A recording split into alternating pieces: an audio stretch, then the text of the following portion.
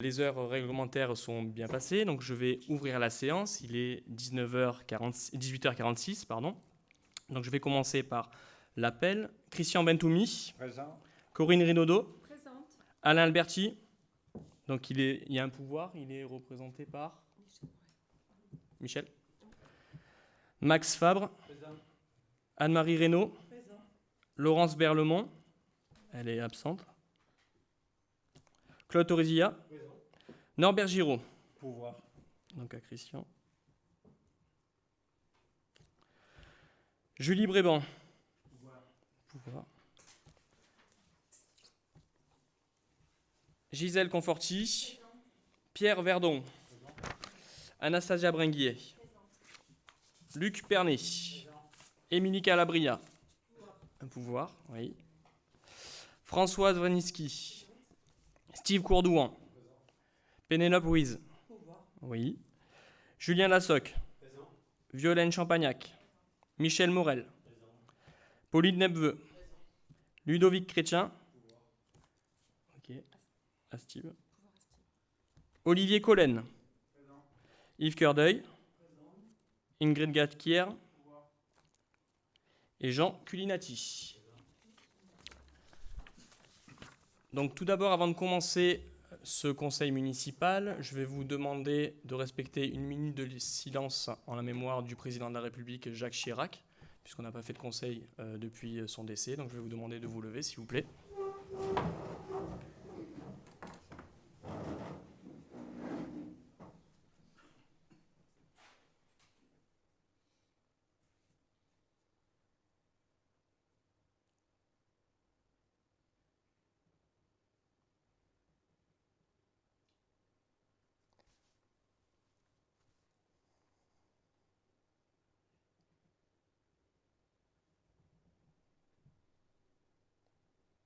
Je vous remercie.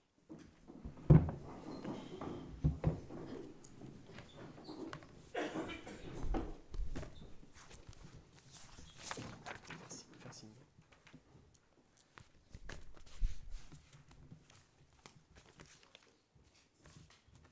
Alors à présent, avant de commencer, je voudrais souhaiter la bienvenue à un nouveau conseiller municipal, donc Olivier Collen, qui, après les différentes démissions donc, de M. Saulnier, puis de Mme Turinelli, puis Mme Brigitte Bossuge, Monsieur Debac, pardon, c'est pas Mme Turinelli, pardon, c'est Monsieur Debac, donc, et Mme Bossuge, donc c'est Olivier Collen qui siégera au conseil municipal. Donc bienvenue. Nous allons passer à la revue de l'ordre du jour, et avant ça, on va passer à l'approbation du compte-rendu de la réunion du conseil municipal qui s'est rendue le mois dernier, donc le 4 septembre 2019. Donc vous avez reçu le compte-rendu synthétique. Est-ce qu'il y a des questions par rapport à ce compte-rendu ? Non, donc je vais le soumettre au vote. Donc, qui s'oppose ? Qui s'abstient ? Oui. Donc, M. Collen qui s'abstient.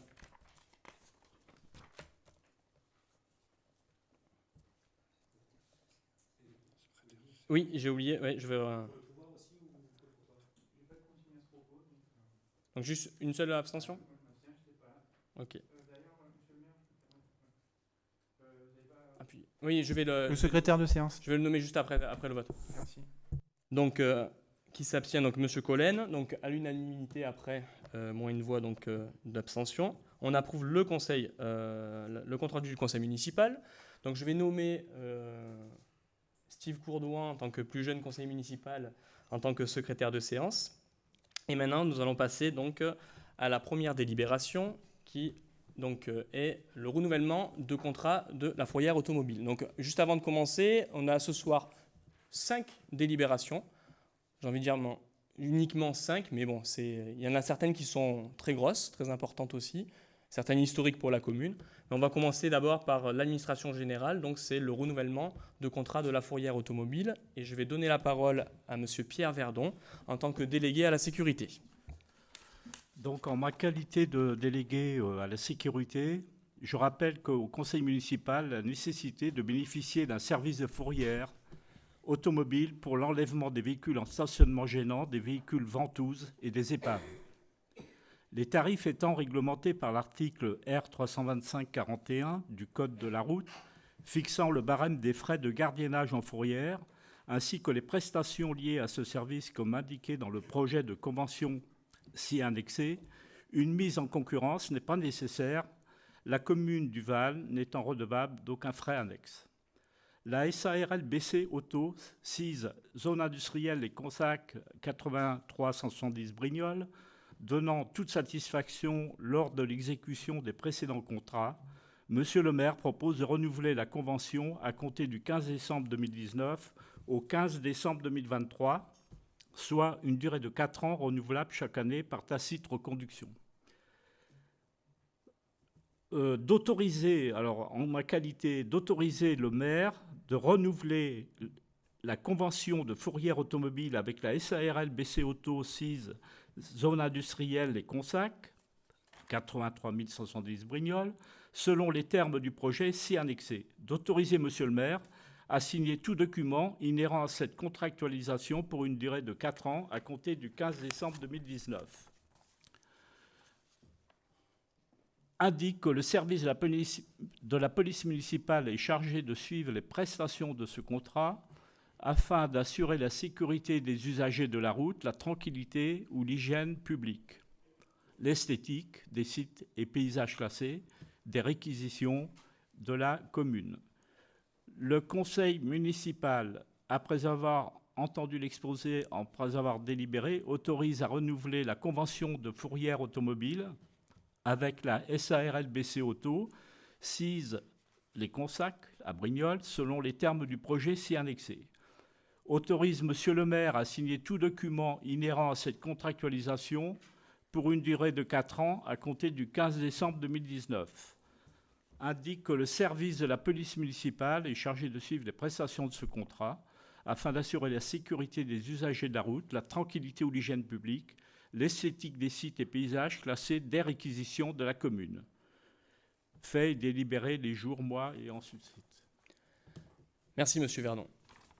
Avez-vous des questions au sujet donc de cette convention à signer prochainement? Non? Donc je vais la soumettre au vote. Donc qui s'oppose, qui s'abstient, donc à l'unanimité. Donc on approuve ce projet donc de renouveler le contrat de la fourrière automobile. À ce titre, je voudrais vous informer d'un projet avec Monsieur Pierre Verdon en train de mener aujourd'hui. C'est la mise en place d'une journée de sensibilisation organisée par la municipalité. Et j'ai eu confirmation de Monsieur le sous-préfet lors du congrès des maires ruraux samedi dernier, donc qu'un partenariat va être passé avec la sous-préfecture pour pouvoir proposer une journée de sensibilisation avec les écoles. Donc on mettra en place avec l'adjointe aux affaires scolaires, et aussi d'avoir une soirée pour la mise en place d'un premier plan d'action sécurité routière sur la commune du Val qui fera réponse à la première concertation qui a eu lieu sur le sens de circulation au village cet été. Donc l'idée, c'est de mettre au sondage différents scénarios de circulation et de mise en sécurité, puisque c'est ça qui était ressorti. On ne s'attendait pas à cet aspect, et finalement, c'est cet aspect-là qui est ressorti, donc d'où l'intérêt de faire participer, puisque là, on peut voir des dimensions qu'on ne verrait pas habituellement. Et donc, ça serait de soumettre un sondage et d'avoir aussi différentes suggestions. Donc, sur la mise en sécurité, en priorité le centre-village, là où piétons et véhicules cohabitent aussi, et d'élargir petit à petit cette mise en sécurité sur l'ensemble de la commune. Je vais passer à présent à la deuxième délibération, qui est l'approbation du programme local de l'habitat, PLH, de la commune, avec l'agglomération Provence Verte.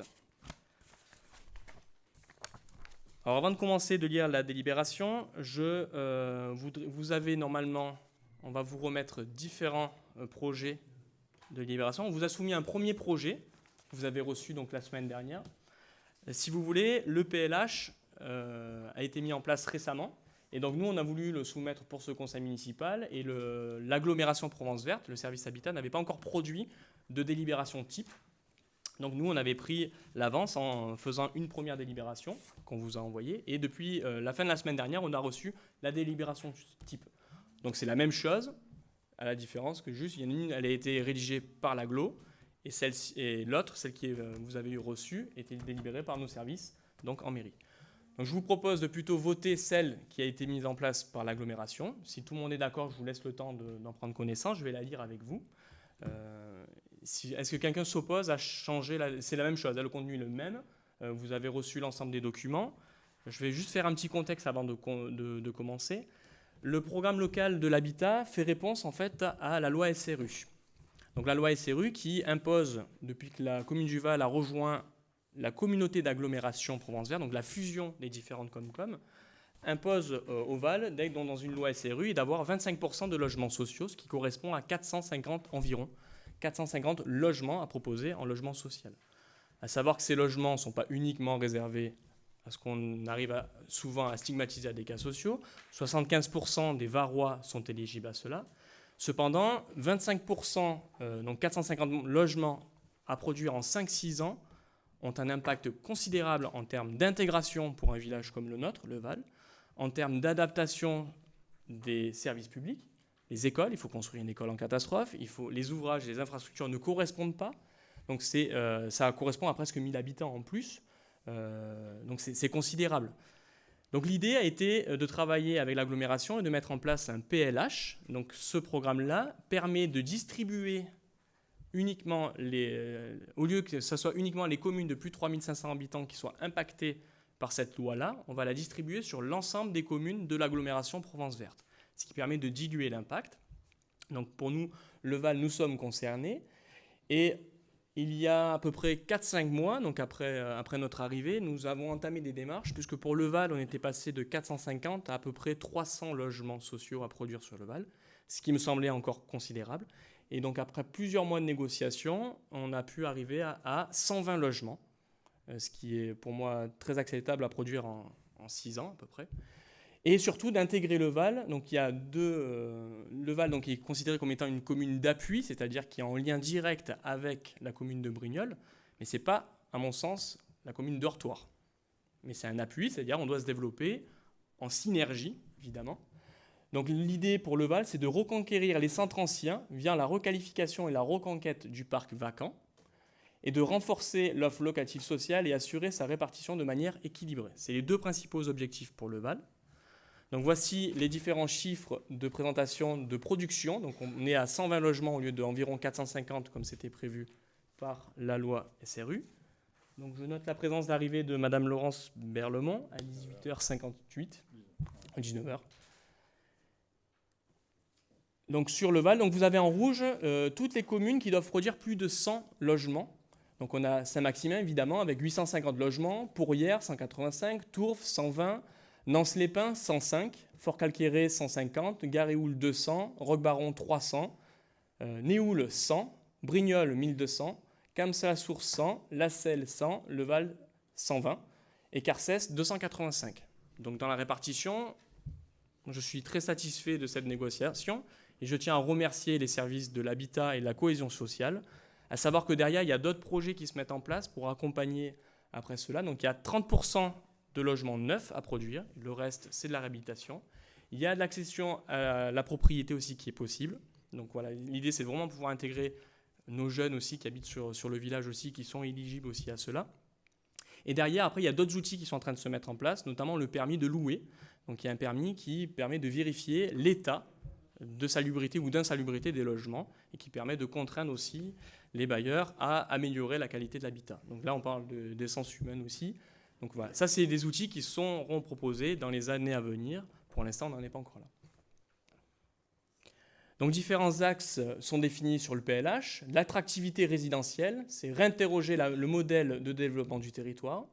L'axe 2, c'est améliorer certains parcours résidentiels au sein du territoire. L'axe 3, c'est améliorer le parc de logements existants. Et l'axe 4, c'est assurer le suivi des équilibres du territoire et la pertinence des orientations prises. Chaque axe définit des actions concrètes à mettre en place, dont le Val doit s'inscrire en fonction de son aire de répartition. Donc il y a 3 aires, si vous voulez, assez simple. Il y a une aire donc, à gauche, l'aire de Saint-Maximin, qui a pour vocation de limiter l'envolée des prix en proposant une offre abordable à l'ensemble des ménages. Ça, c'est lié à son attractivité par rapport à Aix-en-Provence.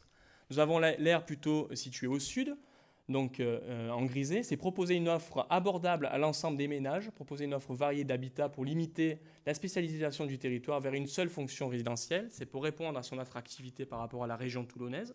Et nous avons notre aire, nous on est vraiment à la limite, et notre aire, nous, c'est limiter la consommation foncière destinée au développement des résidences secondaires pour conserver le caractère village.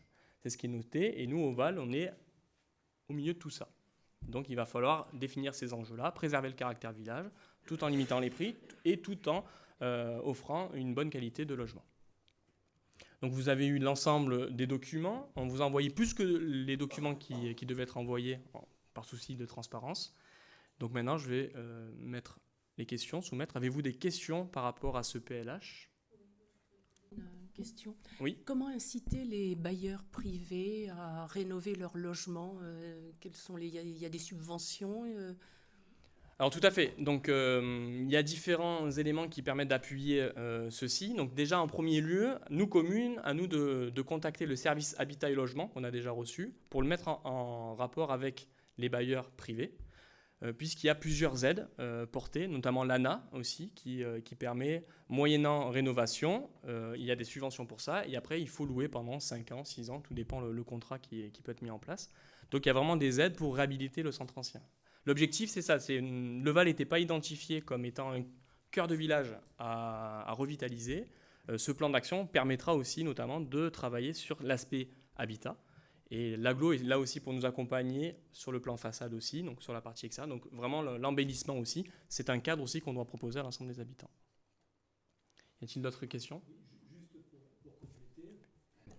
Juste pour compléter donc, ces propos, je rappelle qu'il y a un PIG, un programme d'intérêt général qui va être mis en place, et c'est un outil incitatif. On parlait tout à l'heure du permis de louer, qui est un outil coercitif qui se met en place après, mais on peut effectivement avoir des aides dans le cadre d'un programme d'intérêt général, et ça devrait donc se mettre en place assez rapidement, je pense. C'est dans les mois à venir. Là, vraiment, c'est une fois l'approbation du PLH, le PIC sera un des moyens qui va être mis en place après par la suite. Là, donc, les bailleurs privés, les propriétaires occupants auront à disposition des outils, du financement pour réhabiliter donc, ces logements anciens, souvent passoires énergétiques. Donc là, il faudra profiter de cet outil-là et monter des dossiers très vite. C'est une belle opportunité, c'est un bel outil en tout cas. Donc je vais procéder à la... S'il vous plaît. Oui. Pardon.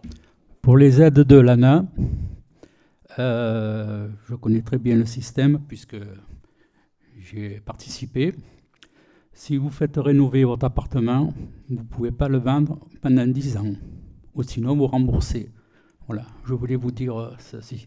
En fait, l'objectif, c'est de rénover des habitations qui...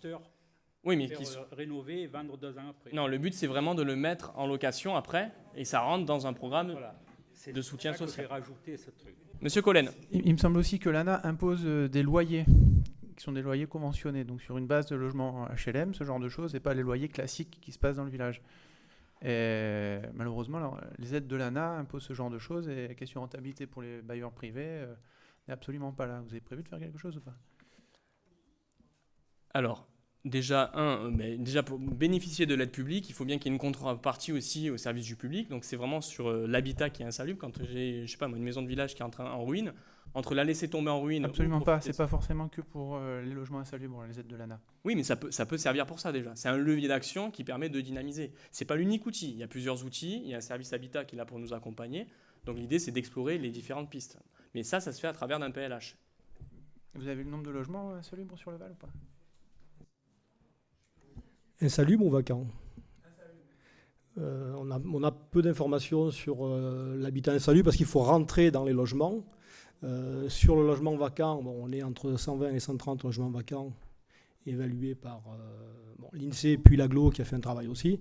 Donc on est quand même sur un nombre de logements important et on sait que le vacant d'aujourd'hui, c'est l'insalubre de demain si on ne fait rien. Absolument, mais est-ce que ces 120 logements sont tous éligibles à ces aides-là ? Mais c'est toujours là, on confond les choses. Attention, l'ANA, c'est un outil qui permettra de participer dans 70% des logements. Absolument. Non, mais vous parliez des aides de l'ANA. Oui. Pour ça, il faut préciser quel type de logement c'est concerné. Donc ceux qui sont insalubres, de vous dire. Donc ça représente une petite portion sur les 120 logements vacants. Seulement les logements qui sont insalubres, c'est vraiment n'importe quel type de logement qui seront, par exemple, pourvus à la location. Ce qu'il faut simplement en contrepartie, c'est un loyer modéré pour qu'il y ait quand même une accessibilité plus simple. Donc ça veut dire que le bailleur, lui, il doit quand même faire un petit effort sur son loyer. Ça dépend en fonction des régions de la catégorie de logement et ça fixe un prix du loyer. Un truc qui a été proposé par l'AGLO, c'est de faire des sessions de travail. C'est-à-dire qu'en fait, l'AGLO va venir ici et en fait, c'est des personnes qui vont donner de leur temps pour expliquer aux gens comment faire les dossiers, vont prendre en charge aussi une partie du dossier pour les aider à les monter. Parce qu'en fait, c'est pas tout d'avoir des financements. J'ai cru comprendre que c'était assez difficile de faire l'administratif là-dessus. Et donc, le plus pour que ça fonctionne, c'est que l'AGLO vienne. Et là, il y aura des journées complètes où ils vont nous aider à monter les dossiers. Je trouvais que ça, c'était vraiment... Et ça, le fait un vrai plus, quoi. de mettre un plan de reconquête sur l'habitat, pouvoir le faire inscrire auprès de l'AGLO, ça nous permet d'être prioritaire et de bénéficier de ce service-là qu'on n'aurait pas eu si on ne l'avait pas demandé. Quand on arrivait, le Val n'était pas du tout identifié comme ça. Ouais. Non, mais vous parlez aussi du plan façade. L'AGLO, je crois, mettait en place justement aussi des aides avec des professionnels pour orienter les gens. Parce que parfois, vous n'avez pas besoin de tout ravaler la façade. Un simple coup de peinture peut être... Donc, est-ce que ce sont les mêmes personnes qui vont se déplacer pour aider à faire les dossiers ou pas? C'est un service qui est monté, donc il y a plusieurs personnes dans un service. Ok, parce que c'est un organisme extérieur. Ok, merci. Puisque je m'occupe aussi du logement et des attributions de logement, il y a quand même énormément de gens qui font des demandes de logement HLM parce que les loyers sont énergivores, parce qu'effectivement, ils payent des loyers élevés pour, à l'intérieur, ne pas avoir ce à quoi ils espèrent. Donc, je pense qu'effectivement, c'est une très bonne chose, quoi. Je ne remets pas en cause ça. Hein. C'est juste qu'il y a un complément d'information sur ce qui est dit. C'est ce que je demandais. Merci. Bon, je vais procéder à la lecture de la délibération à présent. Oui. Pardon, pour revenir sur la philosophie générale du PLH qu'on nous demande de voter ce soir, vous avez précisé qu'on était à 450 logements et qu'aujourd'hui on est tombé à 120. Bon, suite à des négociations que vous auriez menées, etc. Bon, il faut quand même remettre les choses au clair. Les 450 logements ont été fixés par les orientations de la loi SRU à l'époque de l'élaboration du PLU. C'est-à-dire que ça remonte à 4 ans et demi en arrière. À l'époque, il y avait un SCOT et un PLH qui imposaient pour la commune du Val 450 logements. L'État lui-même est revenu sur les impositions de nombre de logements devant la levée de bouclier de toutes les communes dans leur incapacité à appliquer ce qui était imposé par la loi SRU. Et la communauté a mis en révision le SCOT. Lequel SCOT est arrivé à être approuvé au mois de juillet 2019, c'est-à-dire hier. Ce SCOT fait état d'un nouveau PLH qui, bien évidemment, nous amène à 120 logements. Non. Et alors, que ce soit des négociations... Alors, si vous avez négocié pour le Val, vous avez dû négocier également pour Tourves, parce que également, ils étaient à 450, ils sont passés à 120. Alors, Monsieur Cœurdeuil, je peux vous apporter les documents après notre arrivée. Le PLH a été lancé le 30 septembre 2019. À notre arrivée en mars 2000... attendez, pardon, non. Oui, non. Non, le PLH a été lancé auparavant. Nous, on est arrivé en mars. Et au mois de mars, on était à 300 et quelques logements. Je peux vous apporter les documents de travail. Et de passer de 300 à 120, c'est une négociation qui s'est produite entre avril et aujourd'hui. Et ça, le SCOT n'était pas encore terminé dans sa révision, il n'avait pas encore été voté. Alors écoutez, bon, je veux bien, on va pas pinailler, excusez-moi l'expression. Ah non, pour moi, passer 300 à 120, ça n'a pas été des réunions super douces et youpi tralala. On a dû travailler dans le même sens, puisque j'ai assisté, avant, bien évidemment, que vous preniez les rênes de la mairie, j'ai participé à toutes les réunions de concertation et de travail avec la communauté dans le cadre de l'élaboration du PLH. Bon, donc effectivement, il y a eu une démarche, mais de toutes les communes, avec une écoute, mais encore une fois, dans le cadre de ce qui était possible. Donc on arrive à 120 logements, très bien, mais excusez-moi, c'est pas la peine de s'en enorgueillir, parce que de toute façon, n'importe qui d'autre aurait obtenu le même résultat. Voilà. Merci. Oui, vous pouvez rire. Je vais procéder à la lecture, merci monsieur Perdrier. À un moment donné, il faut remettre les... il faut accepter que la vérité soit dite. Ah oui. Il faut l'accepter. Par contre, ce que je regrette, avant de vous donner la parole, ce que je regrette, c'est que pendant la campagne électorale, vous n'ayez pas parlé du PLH en nous disant qu'il fallait construire des logements et qu'en plus, on allait avoir toute une population qui allait arriver au Val parce qu'on était très dangereux. Dommage de ne pas avoir parlé du PLH à ce moment-là. Oui, alors en matière de vérité, je vais juste corriger un peu vos propos. Le SCOT actuel est arrêté, il n'est pas encore approuvé. En conséquence, l'instruction qui se fait sur l'ancien SCOT encore, dans l'esprit, certes, du nouveau, mais le SCOT, contrairement à ce que vous avez dit, n'est pas encore approuvé. Bien, je vais procéder maintenant à la lecture donc, du projet de délibération, le numéro 2. Donc, vu le Code de la construction et de l'habitat, et notamment les articles L302-1 et suivants et R302-1 et suivants portant sur la procédure de validation, vu la délibération du 30 septembre 2019 de la communauté d'agglomération Provence Verte arrêtant le projet du PLH, considérant la présentation du projet du PLH fait au comité de pilotage du 9 septembre 2019 et les documents mis à disposition des élus, considérant que le projet de PLH doit être soumis pour avis aux communes membres dans les 2 mois qui suivent son arrêt par l'instance délibérante, considérant que le PLH est un outil de programmation et de définition d'une stratégie d'action en matière d'habitat qui se décline à l'échelle des 28 communes de la communauté d'agglomération Provence Verte pour la période 2020-2025.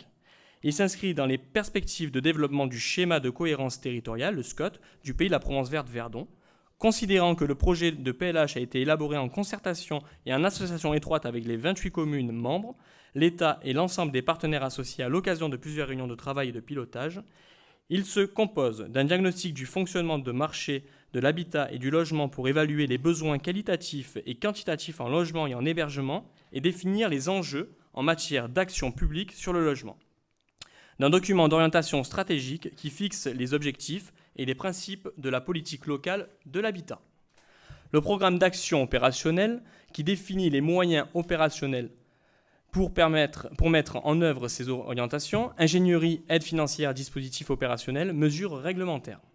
Considérant que l'attractivité résidentielle invite à réinterroger le modèle de développement, considérant la production de logements majoritairement destinés à une clientèle extérieure, trop chère pour les revenus des ménages et les primo-accédants, considérant que l'insuffisance des logements pour les actifs travaillant au sein du territoire les contraint à le quitter, considérant que ces départs risquent de bloquer à terme les projets de développement économique, considérant en réponse de la nécessité de reconstituer les parcours résidentiels au sein du territoire, considérant que la population vieillissante demande une prise en compte de la prévention et de l'accompagnement de la dépendance, considérant qu'une production de logements à loyer maîtrisé, insuffisante et inégalement répartie face à des besoins réels, conduit une grande proportion de ménages à loyer dans le parc privé, trop cher et peu adapté. Considérant une concentration de logements dégradés dans les centres anciens et la nécessité d'améliorer le parc de logements existant, qui constitue un enjeu majeur en termes de requalification urbaine et patrimoniale, considérant le foncier mobilisable par les opérateurs publics demeure cher, rare et contraint, zonage B et C, considérant qu'à partir de ce diagnostic et s'appuyant sur un partenariat fort avec l'ensemble des acteurs de l'habitat, le PLH définit 4 orientations stratégiques et 8 actions opérationnelles, considérant qu'après réception de ces avis, une délibération sera à nouveau soumise au Conseil communautaire pour amender en tant que de besoin le projet de PLH qui sera alors transmis au préfet qui sollicitera le comité régional de l'habitat et de l'hébergement. Donc, après avoir entendu l'exposé, je vous propose de décider d'émettre un avis favorable sur le projet arrêté par la communauté d'agglomération Provence Verte, donc le 30 septembre 2019. Avez-vous d'autres questions? Je vais procéder donc au vote. Qui s'oppose? Qui s'abstient?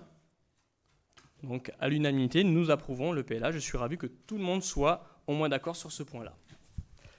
Je vais passer à présent à une délibération, j'ai envie de dire de presque historique pour la commune du Val, la délibération numéro 3, approuvant l'élaboration du plan local d'urbanisme du Val. Toutefois, compte tenu que certains zonages qui ont été élaborés avant notre arrivée concernent des parcelles agricoles et peuvent impacter favorablement ou défavorablement mon activité agricole, ainsi que celle de M. Lassoc, nous ne prononcerons pas sur le débat, sur le vote, afin d'éviter toute influence. Et donc, je vais donner la présidence à M. Bentoumi, premier adjoint, pour cette délibération. Merci, Monsieur le maire. Bon. Mais je vais donner la parole aussitôt à M. Torresilla, qui est l'élu à l'urbanisme. Merci, M. Torresilla. Merci, Monsieur le maire. Merci, M. Bentoumi. Effectivement, je suis délégué à l'urbanisme, donc c'est moi qui ai sur mes épaules ce soir la charge de cette délibération et j'espère de son approbation. Le PLU, c'est au Val une longue histoire et pas toujours un long fleuve tranquille. Beaucoup d'élus y ont travaillé dessus. Certains sont autour de la table, à la fois dans la majorité et dans l'opposition. D'autres sont dans la salle et se reconnaîtront. Voilà, c'est un document qui date, donc je ferai le rappel si on me met après les bonnes diapositives. Ce que je voudrais, avant de lire donc, la délibération, qui est un peu longue, je voudrais peut-être redéfinir un peu le cadre de ce PLU et de son historique. Parfait. Donc voilà, si vous voulez, le PLU au Val, il n'est pas tombé par hasard. Hein, il est venu remplacer un texte ancien, le plan d'occupation des sols, qu'on a tous connu, ou à peu près.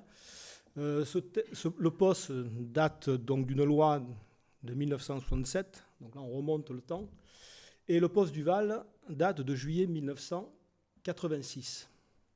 Il faut savoir que sur cette période de juillet 86 à 2007, il a été révisé 3 fois, et 13 fois il a été modifié. Donc ça montre bien que c'est un document qui est vivant, amendable, et je le dis par rapport au PLU, qui pourra de la même façon vivre au gré des révisions et modifications prochainement.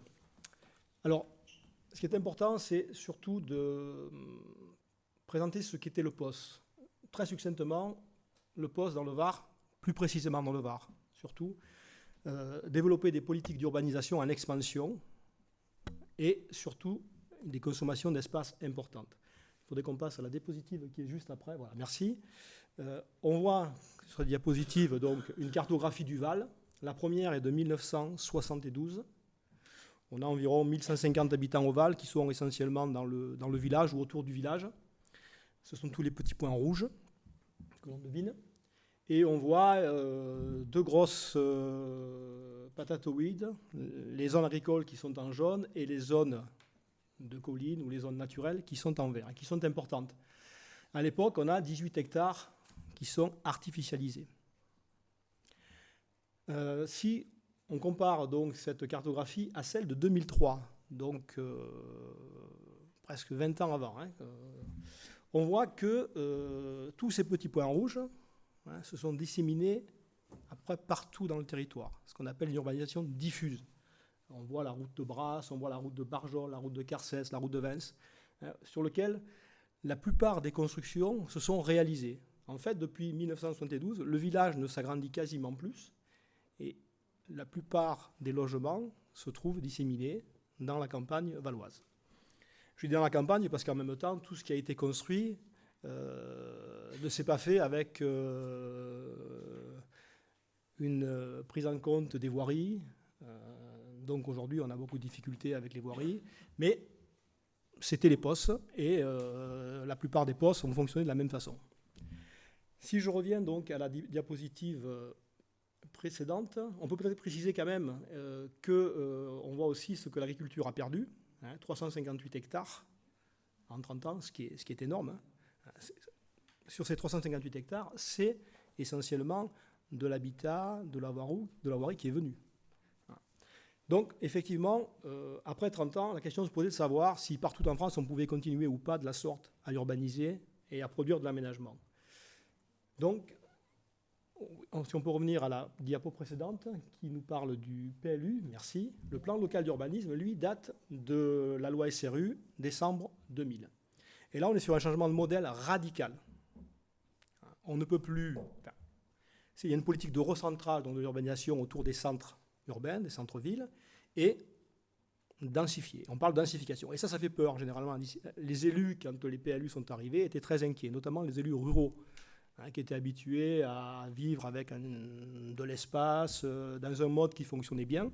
À l'époque, on ne se rendait pas compte des difficultés, effectivement, qui étaient liées aux voiries, aux risque incendie, risque inondation. Donc, les choses sont faites. Et c'est une gageure pour le Val, mais c'est aussi une gageure pour beaucoup de communes de passer au PLU. Le Val, donc, est passé au PLU en septembre 2007. On va voir la diapositive qui va suivre, celle d'après. Voilà. Donc, c'est M. Alfred Gauthier qui, à l'époque, avait lancé donc, la prescription du PLU.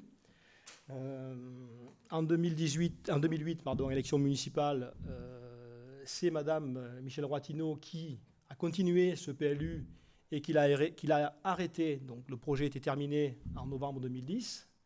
Et patatras, en février 2013, alors que le PLU était quasiment terminé, qu'il allait être approuvé, le conseil municipal de l'époque l'a refusé. 2014, élection municipale, nouvelle équipe, M. Saulnier, et le choix a été fait de faire un nouveau PLU.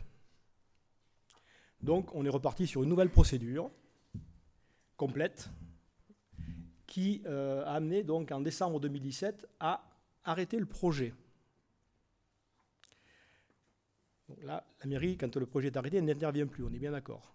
C'est ensuite les personnes publiques associées qui regardent le dossier. Donc depuis 2017, décembre 2017, le projet est arrêté. Alors simplement, si vous voulez, les faits sont là. En 2019, il y a eu des élections anticipées. En mars 2019. Donc, l'ancienne mandature n'a pas pu aller au bout du processus et il ne restait à ce moment-là que l'approbation à faire. C'est ce qu'on va faire ce soir. C'est ce qu'on espère pouvoir valider ce soir ensemble, avec les élus. On avait deux choix. Vous les voyez, les deux choix. Soit on approuvait, soit on repartait sur une nouvelle procédure d'élaboration qui nous menait encore sur 4 années de travail. Pourquoi ne l'a-t-on pas fait? Et pourquoi avons-nous choisi de l'approuver ce soir? Si on peut, oui. Alors voilà, c'est bien. Parfait. Voilà, donc pourquoi approuvons-nous le PLU ce soir? J'espère qu'on va l'approuver. Bien que ce PLU ne soit pas notre projet, et ça c'est une situation un petit peu unique, je dirais, puisqu'aujourd'hui, la plupart des élus qui sont là n'ont pas travaillé sur le PLU. Pendant l'enquête publique, on a mené un certain nombre de remarques à l'encontre de ce document, et aujourd'hui, on se retrouve effectivement à demander son approbation. À cela, il y a plusieurs raisons. D'abord, c'est un engagement de campagne de toute notre équipe. On s'y était engagé. Ensuite, prescrire un nouveau PLU, c'est long, ça prend du temps, c'est coûteux. On a déjà 2 PLU qui ont été financés. Et surtout, nous devons retrouver rapidement la maîtrise de notre droit des sols. Il faut savoir que depuis le 27 mars 2017, nous ne pouvons plus instruire dans le cadre du plan d'occupation des sols et nous sommes sous Règlement national d'urbanisme, sous RNU. Et ça, c'est très compliqué parce que ce n'est plus la commune qui instruit, c'est l'État. Les critères qui sont choisis pour donner ou pas des autorisations d'urbanisme sont très délicats, puisque là, on est sur un document qui est le RNU, où on parle de zones urbanisées et de zones qui ne le sont pas. Il n'y a plus de zonage, il n'y a plus rien. Donc, c'est vraiment au cas par cas, et c'est l'État qui décide. Et ce qu'on a constaté, nous, depuis qu'on est en place, c'est qu'on a énormément de contentieux. Un coup, c'est l'État qui rejette. Donc, ça nous met en situation, effectivement, de suivre l'avis de l'État. Soit c'est le pétitionnaire, à ce moment-là, qui décide d'aller en contentieux. Donc, on est dans des situations, dans un nombre de dossiers qui sont compliquées à gérer. Donc il faut absolument sortir de cette situation-là, d'autant plus que ça crée un mécontentement, on l'a vu par le nombre de personnes qu'on a reçues, général sur beaucoup d'habitants ou de propriétaires qui ont des projets qui se retrouvent aujourd'hui coincés. Voilà, donc voilà le contexte dans lequel nous sommes. Je vais vous lire la délibération de ce soir, qui est un peu longue. Donc je rappelle que par délibération en date du 10 décembre 2014, prescrivant la révision du POS et sa transformation en PLU, la commune du Val a défini les objectifs à poursuivre ainsi que les modalités de déroulement d'une concertation durant tout le temps de l'élaboration du projet. Pour mémoire, les objectifs principaux de l'élaboration du PLU portent sur les points suivants. Assurer un développement harmonieux, garant d'une gestion économe de l'espace et cohérent avec la qualité des paysages, constituant l'identité du territoire communal. Maîtriser l'augmentation de la population au regard des capacités d'accueil des infrastructures, des services publics. Prendre en compte les besoins nouveaux liés au vieillissement et diversifier l'offre de logement. Reconsidérer l'aménagement du centre-village. Conserver et développer au sein de la commune les commerces, l'artisanat, les services de proximité. Requalifier les espaces situés en entrée de ville. Développer les espaces à enjeux d'urbanisation. Développer l'attractivité touristique et les projets liés aux loisirs. Articuler différents pôles de la commune en favorisant les échanges entre le centre-village, les zones d'habitat, le groupe scolaire, les zones à enjeux économiques. Préserver le cadre naturel et mettre en valeur le patrimoine de la commune. Offrir une mobilité satisfaisante. Ces objectifs ont été inscrits dans le projet d'aménagement et de développement durable, le PADD, qui est la pièce numéro 2 du PLU, laquelle comporte 3 orientations générales en matière d'aménagement durable, de projet économique et de projet environnemental, traduites réglementairement dans les OAP, c'est la pièce numéro 3 du PLU, les documents réglementaires écrits et graphiques, pièces numéro 4.1 et 4.2 du PLU. C'est le zonage et le règlement. L'exposé étant entendu, vu la loi numéro 2000-1208 du 13 décembre 2000 relative à la solidarité et au renouvellement urbain, dite loi SRU, vu la loi numéro 2003-590 du 2 juillet 2003 relative à l'urbanisme et à l'habitat, dit loi UH, vu la loi numéro 2006-872 du 13 juillet 2006 portant engagement national pour le logement, dite loi ENL, vu la loi 2009-967 du 3 août 2009 de programmation relative à la mise en œuvre du Grenelle de l'environnement, dite loi Grenelle 1, vu la loi numéro 2010-788 du 12 juillet 2010 portant engagement national pour l'environnement, dite loi Grenelle 2, vu l'ordonnance numéro 2012-11 du 5 janvier 2012 portant clarification et simplification des procédures d'élaboration, de modification et de révision des documents d'urbanisme,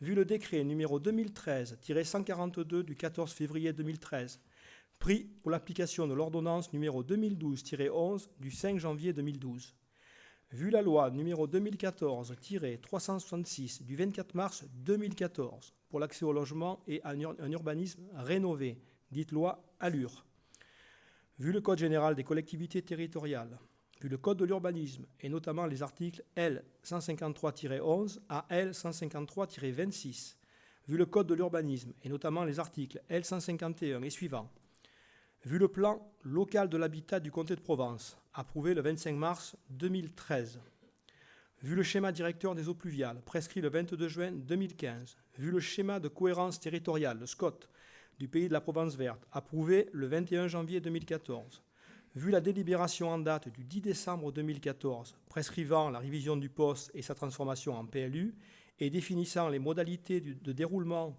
d'une concertation durant tout le temps de l'élaboration du projet, vu la caducité du POS suite à l'application de la loi ALUR depuis le 27 mars 2017, vu le débat sur le PADD tenu en conseil municipal du 24 janvier 2017, vu les réunions associant les personnes publiques tenues le 14 janvier 2016, 2 février 2017, 23 mars 2017, vu la délibération en date du 4 décembre 2017 ayant tiré le bilan de la concertation publique, Vu la délibération en date du 4 décembre 2017 ayant arrêté le plan local d'urbanisme, vu les avis écrits émis sur le projet du PLU arrêté par les personnes publiques associées, les PPA, l'avis de l'ONF le 17 janvier 2018, l'avis de l'UDAP le 19 janvier 2018, l'avis de la Chambre d'agriculture du Var le 23 janvier 2018, l'avis de l'INAO le 31 janvier 2018, l'avis de la MRAE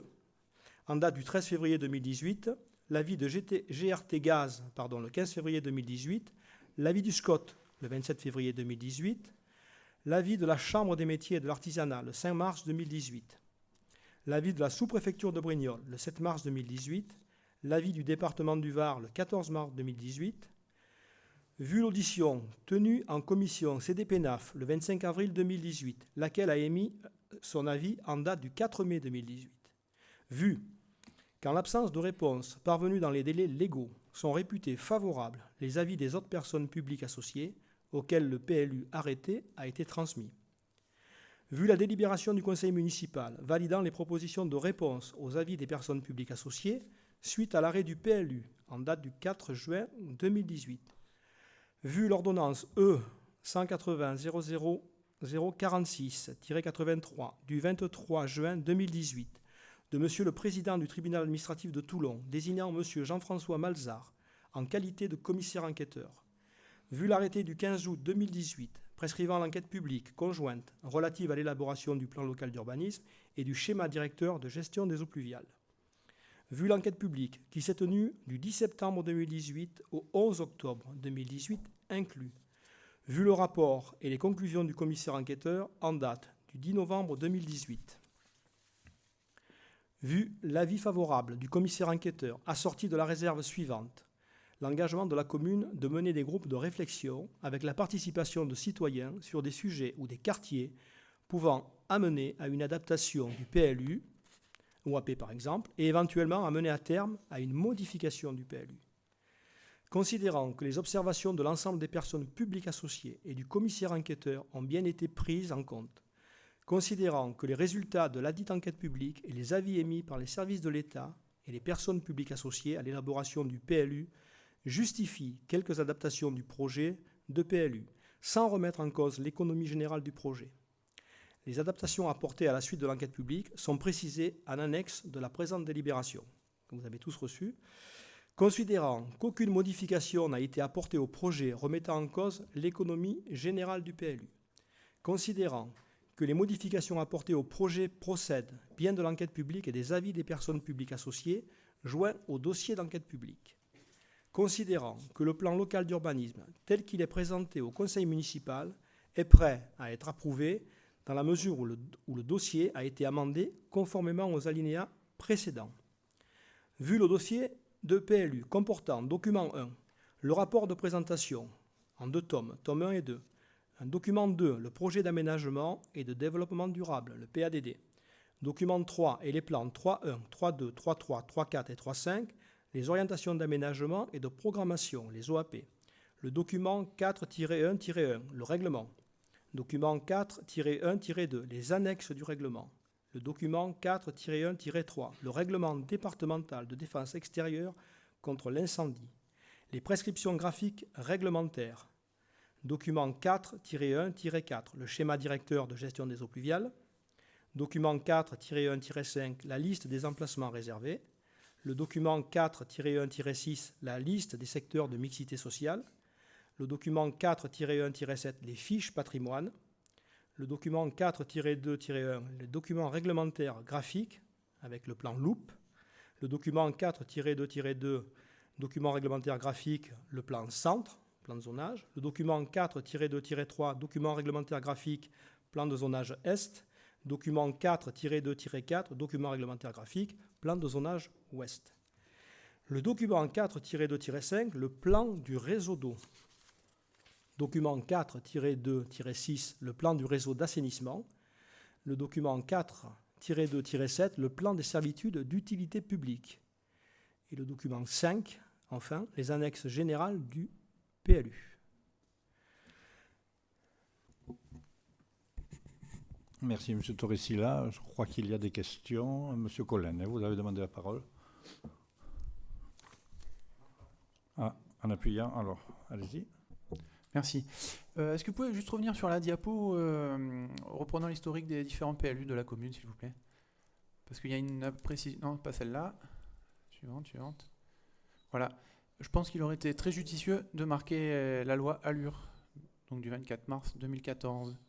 Parce que ça a une grande conséquence pour tous pour les PLU qui ont été votés précédemment cette loi et les futurs PLU en devenir. Un exemple, l'article 135 qui supprime les coefficients d'occupation des sols ou les surfaces minimales. Tout à fait. Mais l'objet n'était pas celui-là. L'objet était simplement... Non, mais c'était parce que vous avez dit qu'il y avait une décision qui avait été faite de faire un nouveau PLU. C'est-à-dire que l'ancien projet de PLU était caduc du fait de cette modification par la loi. Absolument, il était plus adapté, donc c'est pour ça que... Mais je n'ai pas donné de précision, vous faites bien de le faire, effectivement. Non, mais ça, c'est pour remettre un peu les choses dans le contexte. Je vous remercie. Tout à fait. Y a-t-il d'autres questions? Bon, ben alors nous allons procéder au vote de la délibération. Qui est contre? Qui s'abstient? Approuvé à l'unanimité.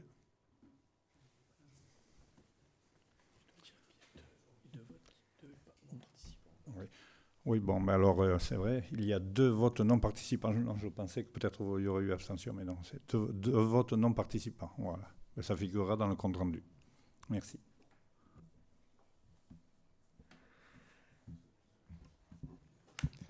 Je vous remercie. Donc, je vais reprendre la présidence et je pense qu'on peut applaudir quand même, puisque quand même...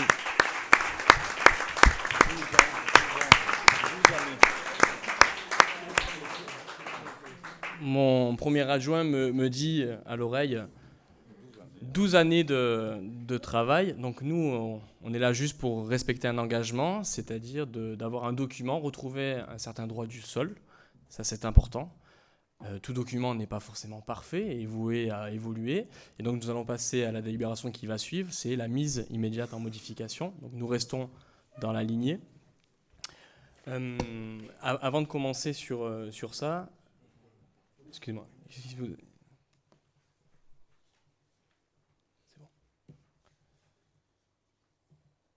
Donc c'est la 4e délibération. Il semble important de préciser que ça a été un travail de longue haleine pour le Val. Hein. C'est ce qui avait été évoqué à la dernière réunion publique d'information, donc vendredi. Hein. C'est une gestation longue pour le Val, mais l'idée c'est d'avancer et d'aller au-delà de tout clivage politique. Et donc de pouvoir enfin réfléchir dans un intérêt collectif. Et vous n'êtes pas censé ignorer la position d'une bonne partie du conseil municipal sur ce document, mais voilà, il faut dépasser ce clivage. Et à présent, donc, nous allons passer à la 4e délibération, qui est la première modification numéro 1, donc du droit commun du plan local d'urbanisme. Et donc je vais procéder à sa lecture. Donc je vous rappelle que par délibération en date du 21 octobre 2019, le PLU du Val a été approuvé en conseil municipal. Vous êtes tous témoins. Pour donner suite à la réserve unique du commissaire enquêteur émise dans le cadre de l'enquête publique de l'élaboration du PLU, laquelle était l'engagement de la commune de mener des groupes de réflexion avec la participation de citoyens sur des sujets ou des quartiers pouvant amener à une adaptation du PLU, OAP par exemple, et éventuellement amener à terme à une modification du PLU. La municipalité du Val souhaite mettre en œuvre une concertation publique en vue de modifier ce document, donc le PLU, approuvé le 21 octobre 2019, et de prendre en considération la réserve du commissaire enquêteur. La procédure retenue est celle de la modification de droit commun, en application des articles L 153-41 à L 53-44 du Code de l'urbanisme. En effet, il peut être fait usage de cette procédure dans la mesure où il n'est pas porté atteinte à l'économie générale du PADD, du PLU.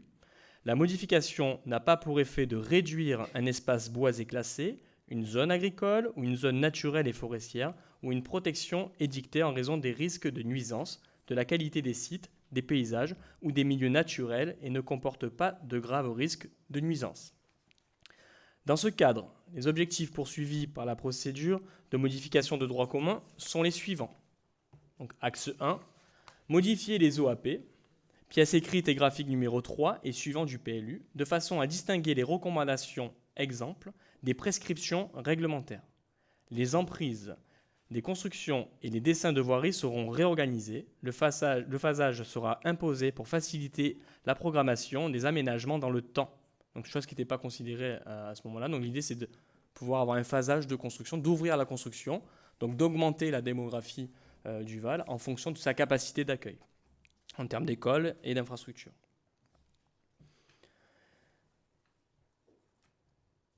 Excusez-moi, j'ai perdu le fil du coup. Les destinations de chaque emprise et les espaces verts portés au plan seront retravaillés et les légendes complétées. Ce travail sera accentué sur les OAP 1, 2 et 3. Donc c'est le terrain de la Jouberte, de Japelle et ce qu'on appelle les grandes aires, donc c'est le Saint-Jacques, donc c'est au niveau des droits de l'homme. La destination, la localisation et la prise relative à l'activité commerciale de l'OAP numéro 1, donc au niveau de la supérette, sera modifiée. L'OAP numéro 6, déplacement, sera établi sur l'ensemble de la commune et non plus centré sur le centre-village. La légende et les profits de voies seront complétés. Ainsi, les OAP 1, 2, 3 et 6 seront modifiés.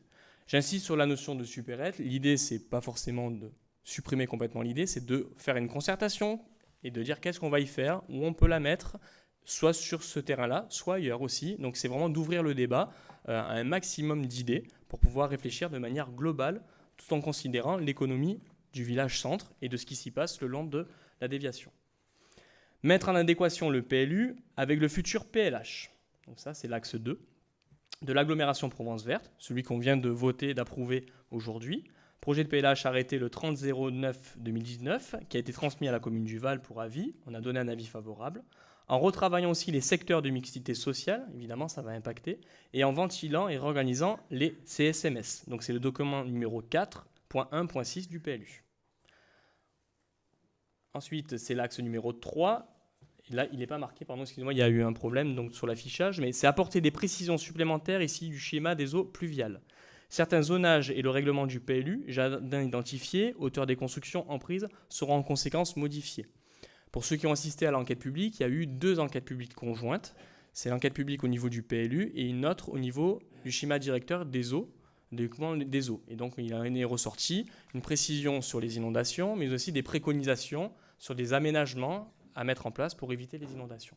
Donc, l'idée, c'est de pouvoir intégrer, de construire le document avec cet outil-là qui nous permet de mieux gérer les inondations, de les prévenir. Modifier la liste des emplacements réservés du PLU, c'est le document numéro 4.1.5 du PLU.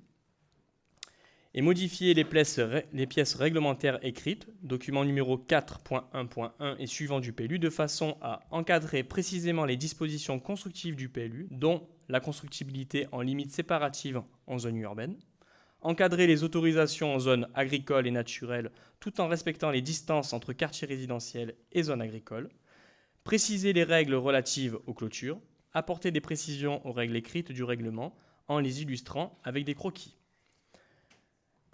Exposé, entendu, vu la loi numéro 2012-08 du 13 décembre 2000 relative à la solidarité et au renouvellement urbain, dite loi SRU, vu la loi 2003-590 du 2 juillet 2003 relative à l'urbanisme et à l'habitat, dite loi UH, vu la loi 2006-872 du 13 juillet 2006 portant engagement national pour le logement, dite loi ENL, vu la loi 2009-967 du 3 août 2009 de programmation relative à la mise en œuvre du Grenelle de l'environnement, dite loi Grenelle 1, vu la loi 2010-788 du 12 juillet 2010 portant engagement national pour l'environnement, dite loi Grenelle 2, vu l'ordonnance numéro 2012-11 du 5 janvier 2012 portant clarification et simplification des procédures d'élaboration, de modification et de révision des documents d'urbanisme, vu le décret numéro 2013-142 du 14 février 2013 pris par l'application de l'ordonnance numéro 2012-11 du 5 janvier 2012,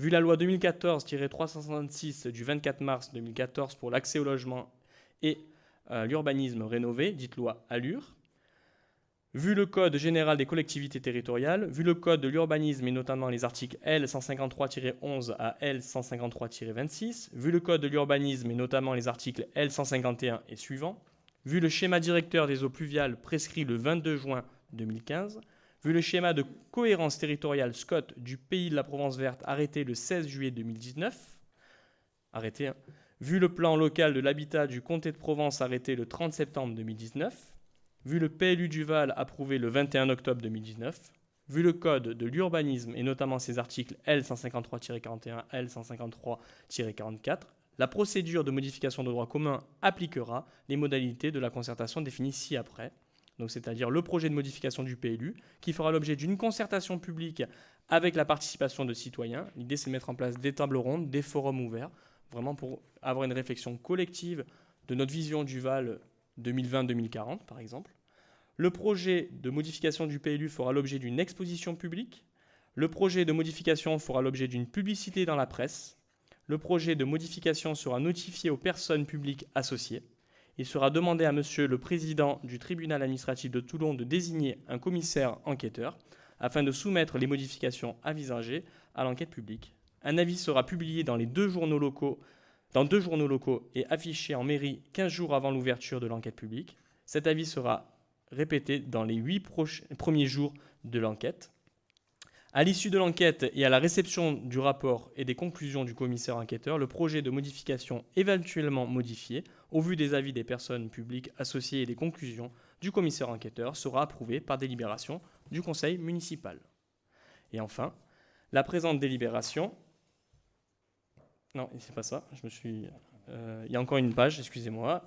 Le conseil municipal, après avoir entendu l'exposé, va décider de prescrire la modification de droit commun numéro 1 du PLU de la commune du Val, décide de solliciter de l'État, conformément aux articles L132-15 et suivants du Code de l'urbanisme, qu'une dotation complémentaire soit allouée à la commune pour couvrir les frais matériels et d'études nécessaires à la réalisation de la modification du PLU, autorise Monsieur le maire à signer toutes les conventions et frais nécessaires à la réalisation de cette procédure de modification, décide d'inscrire au budget de l'exercice considéré section investissement les crédits destinés au financement des dépenses afférentes à la modification du PLU, précise que cette délibération sera transmise au préfet pour transmission auprès de ses services, au président du conseil régional Provence-Alpes-Côte d'Azur, au président du département du Var, au président de la chambre de commerce et d'industrie du Var, au président de la chambre régionale des métiers, au président de la chambre d'agriculture du Var, au président de l'Institut national des appellations d'origine, au président du centre régional de la propriété forestière, au président de la communauté d'agglomération de la Provence verte, compétent en matière de réalisation du plan local de l'habitat et autorité organisatrice des transports urbains, au président de l'établissement public en charge de la révision du SCOT de la Provence verte, au maire des communes limitrophes, c'est ce qu'on appelle les PPA, précise que la présente délibération fera l'objet d'un affichage en mairie durant un délai de 1 mois. La mention de cet affichage est insérée en caractère apparent dans un journal diffusé dans le département. La présente délibération deviendra exécutoire après transmission au préfet de sa publication au recueil des actes administratifs et après exécution de l'ensemble des formalités prévues ci-dessus, la date à prendre en compte pour l'affichage étant celle du premier jour où il est effectué. Avez-vous des questions à propos de la modification numéro 1 que nous proposons ce soir? Monsieur Collen. Ces modifications, ça va avoir un coût pour la commune? Vous avez une estimation ou pas? Monsieur Torresia, vous voulez répondre? Non, pour l'instant, on n'a pas de chiffres précis sur ce que ça va coûter. Ça va dépendre de la méthode qu'on va mettre en place. Je pense qu'on peut arriver déjà avec les élus et les habitants à faire un travail de concertation qui peut se passer effectivement d'une ingénierie dans un premier temps. On peut travailler aussi avec un certain nombre d'écoles qui peuvent se proposer effectivement de porter cette compétence-là. Donc ça, on est sur des pistes là aussi. Effectivement, le but du jeu, c'est que l'on minore ces coûts de concertation quand même et qu'on soit capable de faire un travail entre nous. À mon avis, c'est ça qui va être intéressant. Bon, effectivement, il faut le cadrer, mais l'idée, c'est d'abord de se réunir, de travailler, d'échanger, de débattre et surtout de sortir de ce qui est souvent le lot des PLU ou des enquêtes publiques ou des concertations où on vient en disant mais ma parcelle, qu'est-ce qu'elle devient, hein? Donc on se polarise sur ce qu'on a et là on va essayer de dépasser un petit peu ce stade-là ou cette hauteur-là pour essayer d'avoir une approche un peu plus globale et commune de nos territoires. Le but, je vais rebondir avant de vous donner la parole. L'objectif de la modification aussi, c'est de répondre à une attente. C'était aussi le PLU en tant que tel. ce qui va être modifié principalement et essentiellement, c'est les terrains qui se situent autour du village. Et c'est là où il y a un positionnement à avoir aussi, quel cadre de vie on veut, quel village on veut demain. Et c'est cette orientation-là, donc c'est une mise sous cloche immédiate qui permet de nous de réfléchir collectivement sur ça. Donc après, on va mettre en place évidemment l'élaboration d'un coup, mais ça sera toujours moins cher que de réagir en jetant un document fait à la poubelle et en repartant sur un document tout neuf. Donc l'idée, c'est de limiter énormément. C'est ce qui a été fait sur le premier document de PLU. Donc pour vous répondre, monsieur le maire, le premier document de PLU était obsolète, puisqu'il y avait la loi Allure qui est sortie, donc qui a annulé les POS et justement tous les PLU. Et il y a aussi le SCOT qui a été voté en 2014. Donc forcément, le premier PLU n'était absolument pas en corrélation avec ça. Et je répète ce que j'ai fait comme remarque auprès de M. Torresi-là, c'est la suppression surtout des COS de la loi Allure qui posait gros problèmes, et aussi la suppression des surfaces minimales pour les PLU constructibles. Voilà. Je ne pense pas que l'agriculture a énormément changé entre l'ancien document et le premier. Pourtant, il y a eu il y a eu un diagnostic qui a été refait, etc. Il y avait des éléments qui pouvaient être Ma réutilisés. question était surtout, c'est sur le coût. Est-ce que vous avez une estimation? Donc, vous voulez baisser les études, mais vous n'avez aucune idée de finalement combien ça va coûter. Vous n'avez pas de fourchette. Non, là non. L'objectif, c'était d'abord de sécuriser. Pour moi, le premier point, c'est sécuriser. La fourchette, on va l'avoir en négociant avec un bureau d'études. Il y a un appel d'offres à faire aussi. Il va falloir travailler avec un bureau d'études aussi. Un commissaire enquêteur, tout ça, ceci c'est un coût. Bien sûr, oui, tout à fait. Ce serait bien de le prévoir. Merci. Je crois que l'enjeu est important. Là, nous, en tant qu'élus, on considère effectivement que ces OAP sur des secteurs en jeu ne correspondent pas aux attentes du territoire. Il n'y a pas de phasage du tout sur ces OAP. Donc, à partir du moment où elles sont ouvertes à l'urbanisation, quid de l'école, quid de la crèche, quid de nos infrastructures. Donc on considère effectivement qu'on aura des coûts liés à la modification, mais que ces coûts sont justifiés par l'importance de l'enjeu.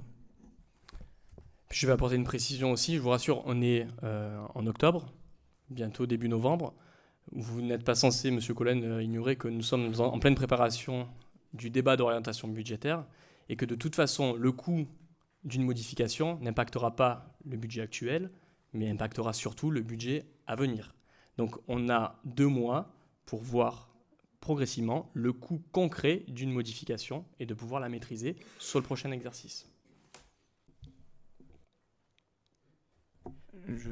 Alors il y a un truc que je ne comprends pas, c'est parce que vendredi, quand il y a la présentation du PLU, il y a justement les OAP sur lesquelles vous parlez, c'est sur des zones qui étaient classées en UA, et c'était des zones justement futures à urbaniser, qui en a, me semble-t-il, qui étaient à court et moyen terme. UA1, elles sont tout de suite urbanisables. Voilà. C'est d'où l'urgence. Non, mais c'était bien expliqué qu'il y avait des zones qui étaient aménagées rapidement et d'autres plus tard. Oui, ce sont les zones UA1 qui sont urbanisables. Donc il y a déjà un phasage dans le zonage du PLU. Ah oui, il y a un phasage qui est relativement restreint, puisque les zones facilement urbanisables, pardon Claude, c'est à peu près environ 1000 habitants. C'est 1000 habitants, c'est ça? Les 3 zones classées en UA1, c'est la Jouberte, c'est les Grandes Aires et c'est Saint-Jacques.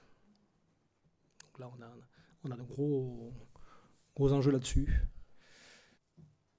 Dans les modifications, je voudrais rajouter un certain nombre de stécales. On a le stécal du paintball qui se trouve en pied de colline, dans une zone à risque, à feu.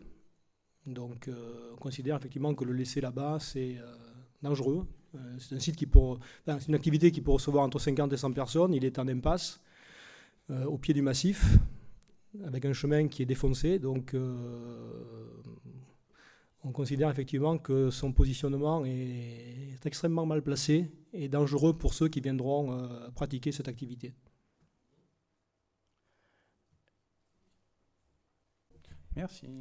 Et enfin, pour terminer quand même sur la question du coût aussi, il faut prendre un peu de hauteur dans tout ça, mais c'est aussi le coût de la concertation que vous n'avez pas forcément souhaité réaliser aussi. C'est une réserve qui a été mise par le commissaire enquêteur qui demande d'avoir plus d'échanges. Quand on voit qu'on a des personnes qui ont des projets et qui demandent un avis défavorable lors de l'enquête publique, il y a des questions à se poser. On ne peut pas se permettre de ne pas repenser l'ensemble du document.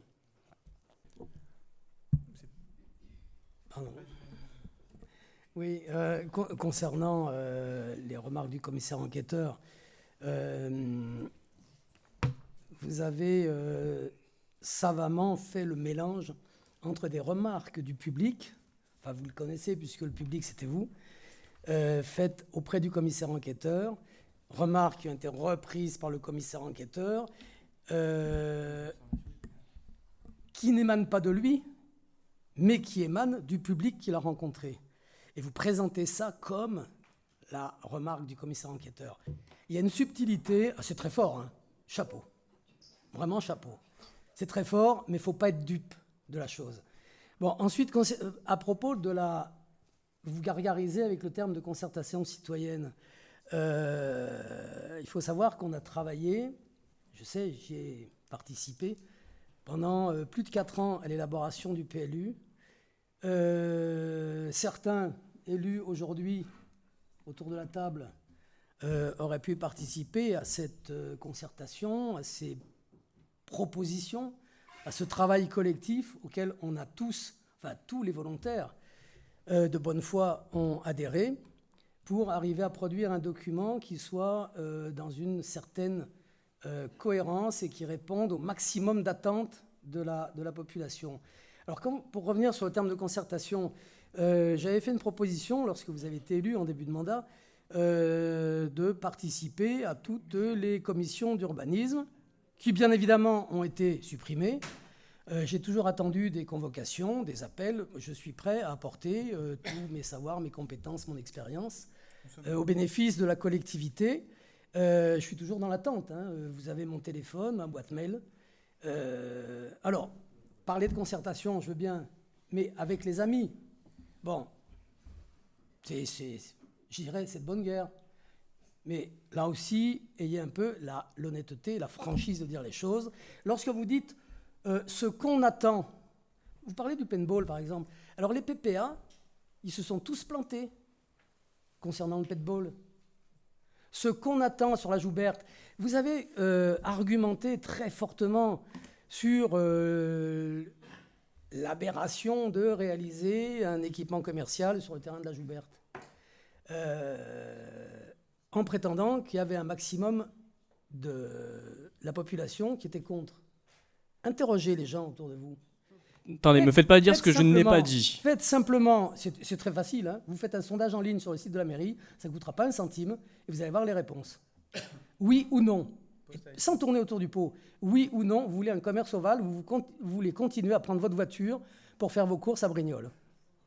Posez la question comme ça, vous verrez la réponse. C'est simple.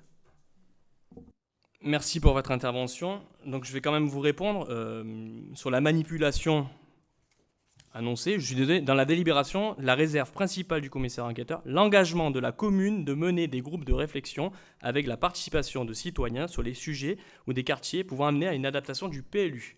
Ça, c'est la conclusion du commissaire enquêteur. Ce n'est pas une reprise de ce que des citoyens ont émis. Ça, c'est la réserve principale. Donc ça, c'est le premier point. Je ne vais pas rentrer dans les détails de la lettre. Je pense qu'on a autre chose à faire. Le but du conseil municipal, ce n'est pas de parler de la lettre d'information, c'est de parler de la délibération. Ce qu'on a inscrit dans la délibération, c'est bien la réserve écrite par le commissaire enquêteur. Deuxième point, au sujet de la concertation, à mon sens, un élu est un représentant des citoyens. Faire une concertation avec des élus, c'est juste faire une réunion de travail entre élus. Ce n'est pas prendre la position. Excusez-moi, non, je vous laisser parler, laissez-moi terminer, s'il vous plaît. Donc, deuxième point, pour moi, l'élu, il représente, mais il ne sait pas tout, forcément.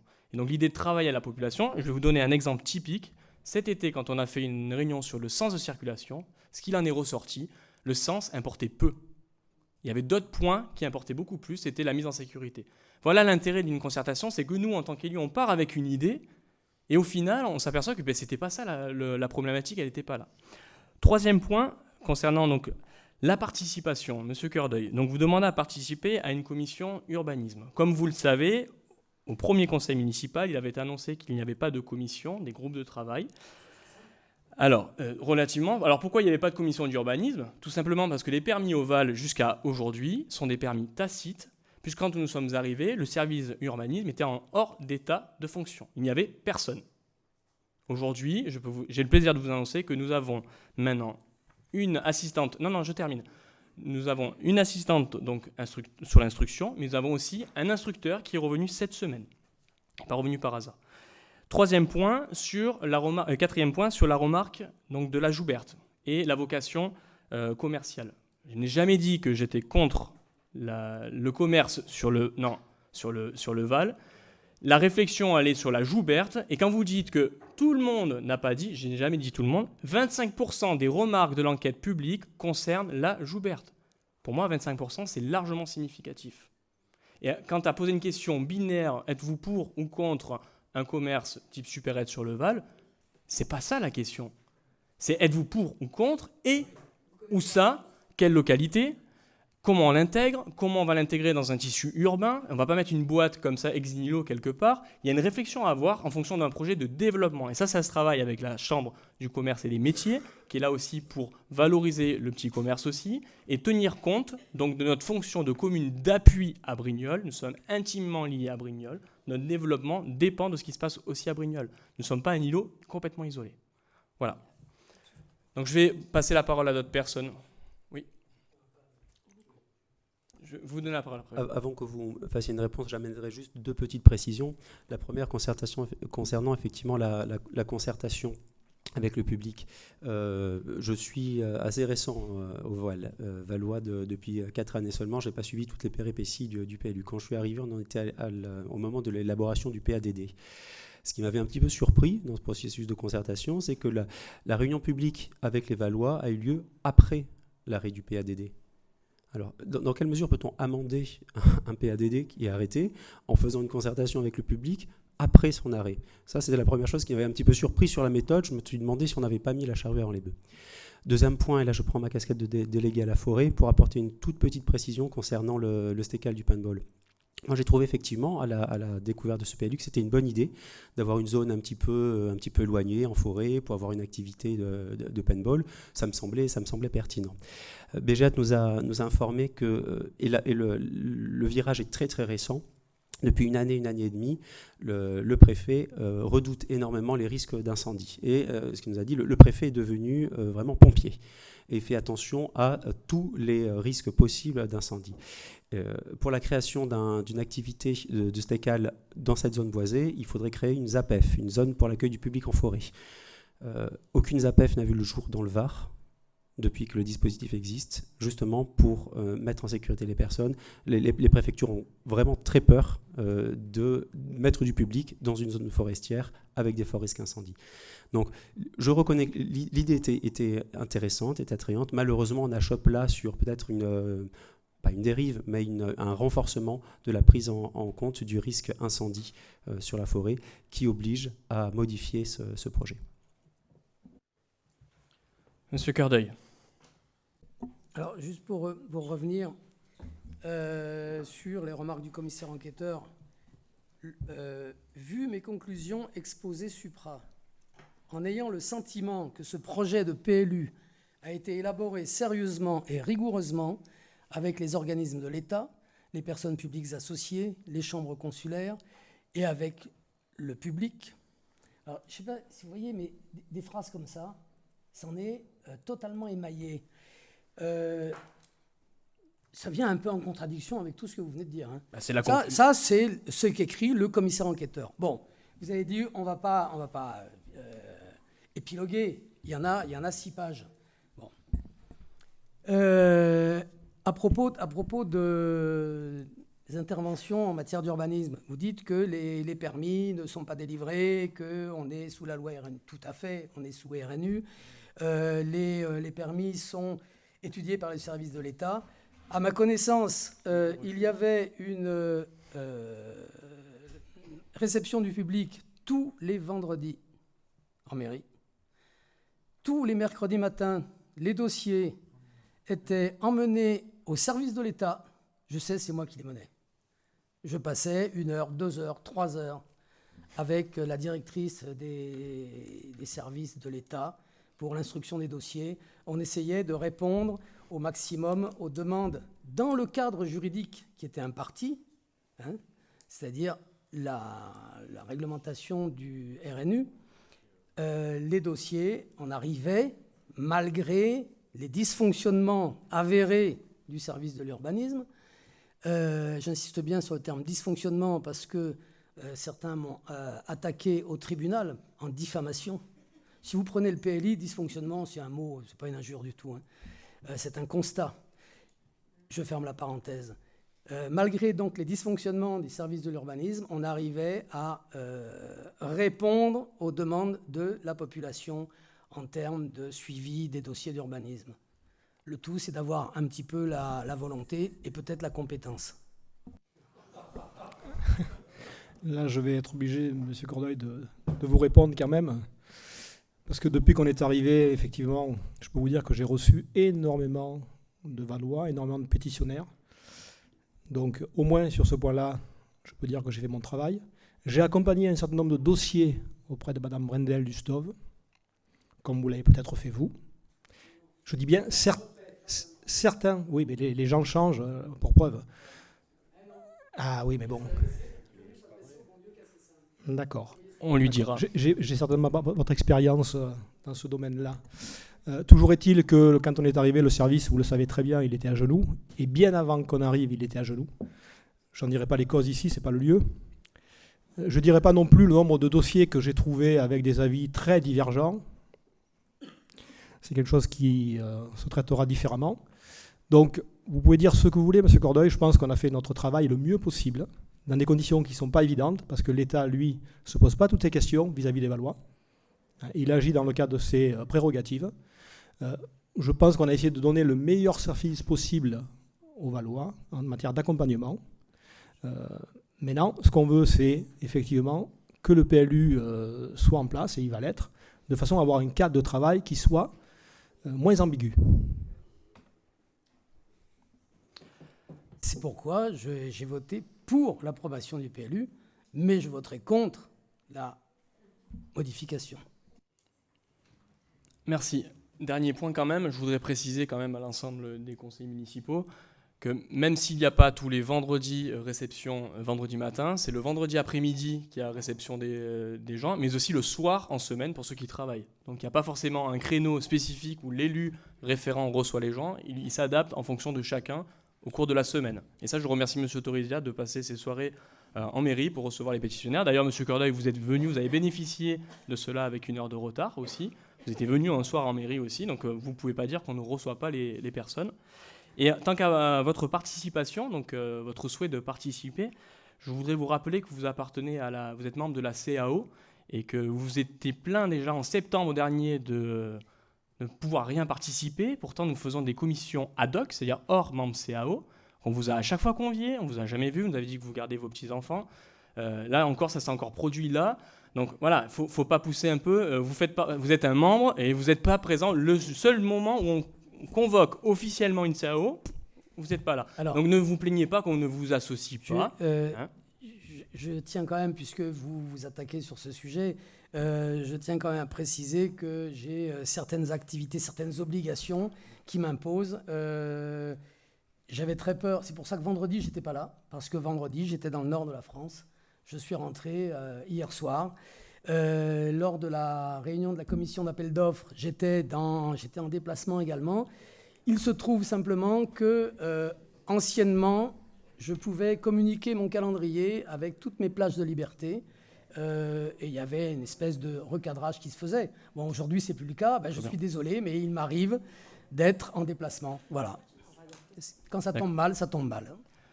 Très bien. Donc, en tout cas, voilà. Mais merci de ne pas forcément...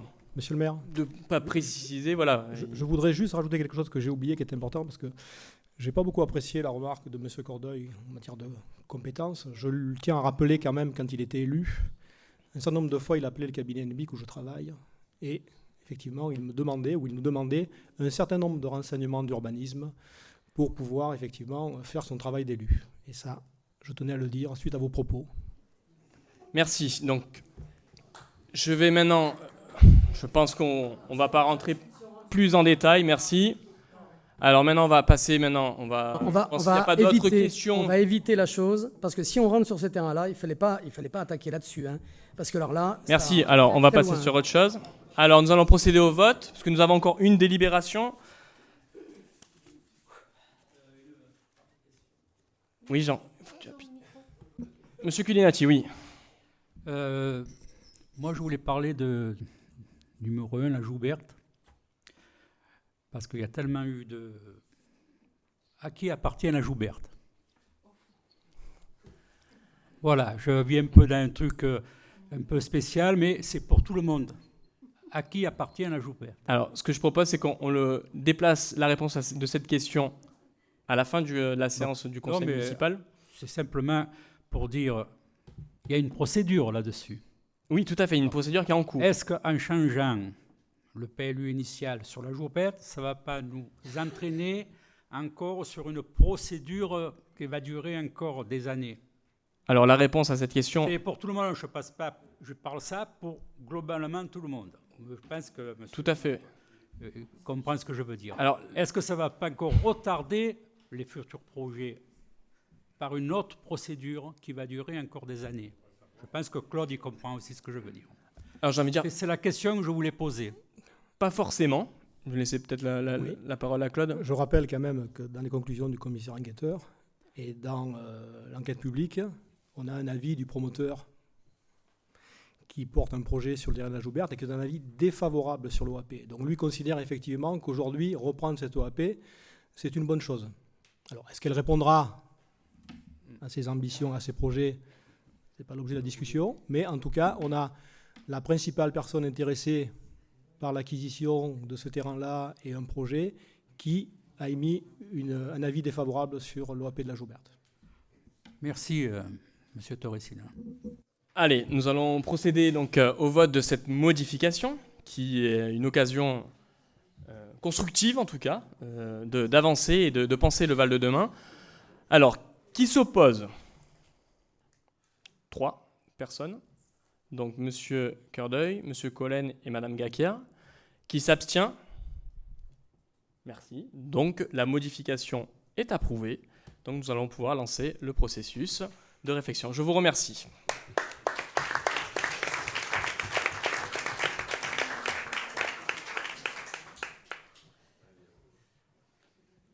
Nous allons à présent passer à la délibération numéro 5.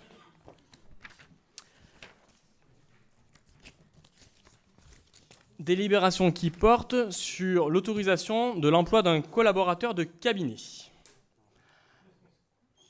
Alors, pour faire un point, j'entends des ricanements. D'abord, on va donner un petit peu le contexte de ce projet. Nous avons eu des retours de l'analyse financière réalisée donc par le Trésor public de la commune, que je vous remercie d'avoir réalisé cette analyse au cours de l'été, au cours du mois d'août. Et ce qu'il en ressort, c'est, de manière très simple, il y aura une présentation qui sera réalisée par notre adjoint aux finances. Donc là, je vais donner juste quelques lignes qui apportent une certaine interrogation sur, on va dire, la façon dont la commune avance aujourd'hui. Nous avons le constat énoncé ci-dessus doivent être relativisés par les éléments suivants. Donc il nous dit qu'on a la collectivité, les finances apparaît saine. Toutefois, les constats énoncés ci-dessus doivent être relativisés par les éléments suivants, en expliquant que le budget de 2018 a été gonflé artificiellement par 1 million d'euros. Alors, il n'y a pas dit gonflé artificiellement, évidemment, mais il dit qu'il y a un impact par rapport à cela, et aussi par une augmentation des impôts. C'est ce qu'on avait présenté donc, lors de la présentation du budget. Il nous fait une remarque sur les investissements aussi, en nous expliquant que le volume des dépassements d'équipements pose question. Au cours de la période 2015-2018, les dépenses d'équipements rapportées au nombre d'habitants se sont élevées, révélées inférieures pour la collectivité du Val aux moyennes comparatives départementales et régionales, à l'exception de la gestion 2016. Cette situation laisse augurer d'investissements plus conséquents au cours de prochains exercices, chose qu'on a constatée depuis notre arrivée, puisque nombreux matériels sont tombés en panne, il a fallu faire l'investissement et il y en aura d'autres à prévoir par la suite. Une question aussi sur les subventions, avec une réflexion sur l'investissement, donc la recherche d'investissement. Il est fait remarquer que la commune n'a pas assez de subventions pour son investissement. D'ailleurs, pour raison, il y avait un problème de suivi d'un point de vue des finances. Il y avait 25 000 euros de subventions liées à la chapelle Notre-Dame de Pitié qu'on a pu récupérer malgré son dépassement. 2 fois 110 000 euros de subventions du département qu'il a fallu aussi récupérer. Donc voilà, il y a énormément de travail à faire sur ce suivi-là. Mais il n'y a pas que l'investissement aussi, il y a le fonctionnement. Et le fonctionnement aussi, il y a de nombreuses subventions à aller chercher auprès de la préfecture, auprès du département, auprès de la région. Et aussi, il faut accompagner nos services financiers, donc services à l'échelle de la commune. Pour information, aujourd'hui, ils font une formation aussi pour monter en compétences et gérer de manière plus autonome les finances publiques. Donc ça, c'est un premier point, c'est de dire attention, on a un bas de laine, par contre on le grignote petit à petit et on ne fait pas rentrer suffisamment de recettes. Et ça, c'est une question à apporter, donc il va falloir pouvoir être beaucoup plus performant pour rechercher l'ensemble de ces recettes.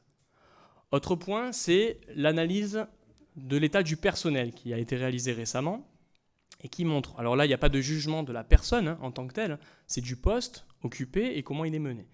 Et ce qui ressort, c'est qu'il y a des personnes qui pourraient être plus efficaces ailleurs, qui ont envie de travailler dans d'autres services. Il y a une demande d'évolution, il y a un non-suivi, problème de pointeuse par exemple, ça fait 1 an qu'il n'y a pas de relevé de la pointeuse au Val, donc voilà, il faut le savoir, donc on l'a découvert cet été. Donc il n'y a pas de suivi de la pointeuse sur les heures de travail, etc. Donc il y a énormément de dysfonctionnements qui nous amènent à devoir restructurer l'ensemble de la commune. Et pour ça, donc, cette analyse a été élaborée avec la Caisse des dépôts et consignations. Donc c'est la Banque des territoires qui est là pour accompagner les communes en général. Donc soit elles prêtent de l'argent sur des prêts à très long terme, on peut prêter jusqu'à 70 ans, 80 ans. Alors pourquoi un prêt aussi long ? Quand on fait un réseau d'assainissement, son renouvellement se fait sur 100 ans. Donc on va se mettre en fonction de l'outil et une banque classique ne peut le faire. Mais la Caisse des dépôts aussi accompagne aussi sur la façon de manager et sur la restructuration d'une commune. Et donc ce qui est proposé aujourd'hui, c'est d'élaborer un partenariat avec la Caisse des dépôts. Ce partenariat nous permettra d'avoir une action concrète sur les finances, pas celle-ci, évidemment, on est sur la fin d'une année, mais pour préparer le budget prochain, préparer les années à venir, pas préparer le budget physiquement, mais c'est voir et explorer toutes les subventions et toute l'amélioration qu'on peut avoir en termes de gestion financière, de recherche de ressources, mais aussi de restructurer, c'est-à-dire mettre en application les préconisations de l'audit qui en ressortent pour restructurer l'ensemble. C'est une refonte de base très profonde. Si on continue, on coule petit à petit. Il n'y a pas d'urgence extrême là maintenant, mais si on continue, je peux vous assurer qu'on va avoir de grosses difficultés en termes de gestion municipale. Et donc c'est pour cette raison que nous avons négocié donc, un partenariat avec la Caisse des dépôts. Alors ce partenariat, à quoi il consiste ? C'est la réalisation de l'audit et sa mise en application, mais aussi derrière le travail qu'il y a à faire pour restructurer et soutenir nos équipes municipales pour les accompagner au quotidien. Donc il y avait 2 possibilités, soit c'était une simple un travail, on va dire, de type prestation de service, avec une personne qui vient de temps en temps pour accompagner, ou sinon nous avions, pour le même type d'accompagnement, la possibilité de faire une mise à disposition. Donc une MAD, une MAD, une mise à disposition, c'est-à-dire qu'on a un collaborateur de cabinet qui vient pour la commune et qui, pendant 5 mois, va restructurer les services au quotidien, qui sera présent du lundi au vendredi, de 8h à 18h, et qui pourra aider les équipes à remettre en place l'ensemble de la commune. C'est cette deuxième possibilité qui est donnée. Donc je tiens à préciser, un collaborateur de cabinet n'est en aucun cas un DGS, c'est juste un collaborateur qui vient pour restructurer l'ensemble de la commune. À tout moment, c'est une convention où à tout moment, on peut la rompre, si on n'est plus en accord avec les préconisations ou autres. Donc ça n'engage pas la commune sur des années, ça peut faire 1 mois, 2 mois, 3 mois, 4 mois, 5 mois. L'objectif, c'est se donner un défi, c'est 5 mois pour restructurer la commune. Donc je vais vous lire donc, la délibération à ce sujet-là, qui porte donc sur l'emploi d'un collaborateur de cabinet, mais qui est sous la forme d'un partenariat. C'est une stratégie qui nous permet de l'intégrer au sein de nos services.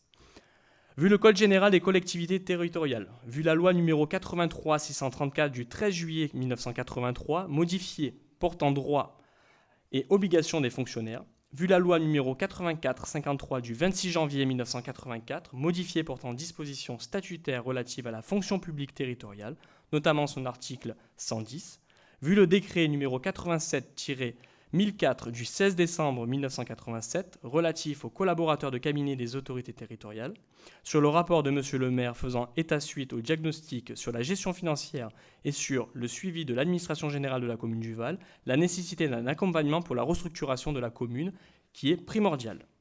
Le conseil municipal, donc invité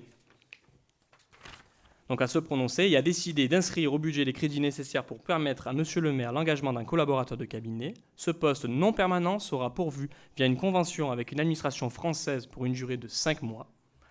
Décide, conformément à l'article 7 du décret numéro 87-1004 précité, le montant des crédits sera déterminé de façon à ce que, d'une part, le traitement indiciaire ne puisse en aucun cas être supérieur à 90% du traitement correspondant à l'indice terminal de l'emploi administratif fonctionnel de direction le plus élevé de la collectivité occupée par le fonctionnaire en activité ce jour, ou à l'indice terminal du grade administratif le plus élevé détenu par le fonctionnaire en activité dans la collectivité. D'autre part, le montant des indemnités ne puisse en aucun cas être supérieur à 90% du montant maximum du régime indemnitaire institué par l'Assemblée délibérante de la collectivité et servi au titulaire de l'emploi fonctionnel ou du grade administratif de référence mentionné ci-dessus. En cas de vacance dans l'emploi fonctionnel ou dans le grade retenu en application des dispositifs de l'article 7 du décret précité, le collaborateur de cabinet conservera à titre personnel la rémunération fixée conformément aux dispositions qui précèdent. Par dérogation aux dispositions de l'article 7 du décret 87-1004, la décision de recrutement d'un collaborateur de cabinet ayant la qualité de fonctionnaire peut prévoir le maintien de rémunération annuelle perçue par ce fonctionnaire dans son dernier emploi, lorsque l'application des règles fixées par l'article précédent aboutit à une situation moins favorable que celle qui était la sienne antérieurement. Ces crédits seront prévus au budget de la collectivité. Donc ce collaborateur, c'est quelqu'un qui travaille auprès des collectivités territoriales, mais aussi auprès du ministère. Donc dernièrement, il a occupé des fonctions auprès des préfectures en tant que directeur de cabinet d'une préfecture. Donc il a plusieurs missions de restructuration au quotidien qu'il fait. Et donc là, c'est une mission pour 5 mois de relever la commune. On l'avait annoncé, on voulait faire ce diagnostic, voir où on en était, et maintenant mettre en application pour préparer et remonter un petit peu la situation. J'imagine qu'il va y avoir des questions. Oui, Monsieur Cardaï. Bon. Je ne sais pas si j'ai pas oublié mon gilet pare-balles, mais je suis obligé de... À l'heure actuelle, on est à 5 mois des élections municipales et on voit dans nombre de communes en France, bizarrement, tout un tas de collaborateurs de cabinet qui sont embauchés comme ça. Juste avant, on met au placard d'autres personnes, on embauche d'autres. Excusez-moi, mais là, j'ai beaucoup le sens de l'humour, mais là, je trouve ça un peu triste quand même. Voilà, c'est tout ce que j'avais à dire. Vous le prenez comme vous voulez. Merci. D'autres questions? L'implication sur l'article 012 du budget. Oui. Vous avez un chiffrage ou pas sur ça? Et pareil, on va le mettre en place. L'idée, c'était de... Parce que vous dites que la personne recrutée peut prendre 90% du fonctionnaire le plus haut gradé auprès de la commune, donc vous devez savoir combien ça va impacter le 012. Oui. Ça impacte de combien? Ah, d'accord, j'attendais la question. Donc, non, je vous ai demandé si ça... Alors, l'impact, il est relativement clair. Donc, l'impact, c'est en 2 tranches. Une première tranche pour l'audit et sa préconisation. Un audit, ça coûte environ 20 000 euros. Donc, ça, c'est la partie. Et la deuxième partie, c'est 30 000 euros pour les 5 prochains mois. Une restructuration a un coût aussi. Quand on voit la situation qu'on retrouve aujourd'hui avec un service urbain qui ne tourne plus, des finances qui ne suivent plus. Monsieur le maire, vous n'avez pas répondu à ma question. Je vous ai demandé les caractères à charge du personnel, qui est l'article 012 dans le budget. Et là, vous parlez d'un audit. Un audit, c'est des études. Donc c'est pas... Mais ça fait partie de l'audit. Ah bah, je vous ai posé la question. La globalité. Donc je vous propose, pour la réponse, l'adjointe aux finances. L'adjoint aux finances n'est pas présent aujourd'hui. Oui, malheureusement, oui, donc on vous formulera une réponse écrite, il n'y a pas de problème par rapport à ça. Il y a sur la transparence. Beaucoup, moi, je vous donne le coût global, de toute façon. Très bien.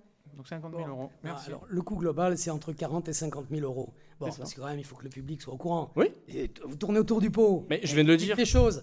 Quand on est un petit peu au courant, on pose la question. On voulait avoir confirmation, mais le calcul, on le fait rapidement. 40, ça fait 10 000 euros par mois. En gros, 40-50 000. Quoi. Tout à fait. Bon. Mais c'est le coût d'une restructuration. Je vous rappelle que si... J'ai bien aimé, pardon, tout à l'heure, vous avez dit, vous avez l'honnêteté de rappeler que les finances, vous avez trouvé des finances saines. Et maintenant, vous argumentez dans le sens contraire. Non, je fais la lecture... On dirait du Macron dans le texte, là. Tout et en même temps, quoi. Je fais la lecture de l'auditeur. Je suis désolé. La situation de la collectivité apparaît saine. Toutefois, les constats énoncés ci-dessous doivent être relativisés par les éléments suivants. Toutefois, augmentation des impôts, injection de 1 million d'euros dans le budget, oui, forcément, mais à la longue, ça ne marche pas. Je voudrais aussi préciser autre chose, puisqu'on en est à l'information sur l'économie. puisque vous n'êtes pas venu lors de l'attribution des marchés statutaires, rappelez-vous, ce qu'il est ressorti de la commission de vendredi dernier, c'était 25 000 euros d'économie par rapport au nouveau marché. Ensuite, on a fait différentes économies, donc 5 000 euros économisés par rapport, il y avait l'éclairage aussi, notamment avec 3 fois moins cher d'éclairage de Noël aussi. Il y a les crédits, les prêts renégociés avec 35 000 euros. Donc si on fait la somme de tout ça, et ça, sauf que ça, aujourd'hui, ce sont des élus qui le mettent en place.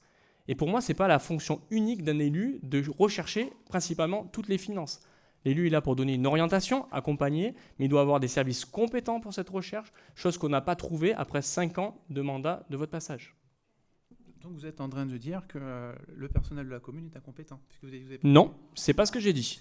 Ce que j'ai dit au tout début, en vous donnant le résultat de l'audit, attention, j'ai dit, c'est pas l'incompétence qui est jugée ici, c'est le positionnement de chaque personne. Quand je dis qu'il y a des personnes qui aujourd'hui volontairement font des formations, c'est qu'elles savent qu'elles doivent s'améliorer dans certains concepts.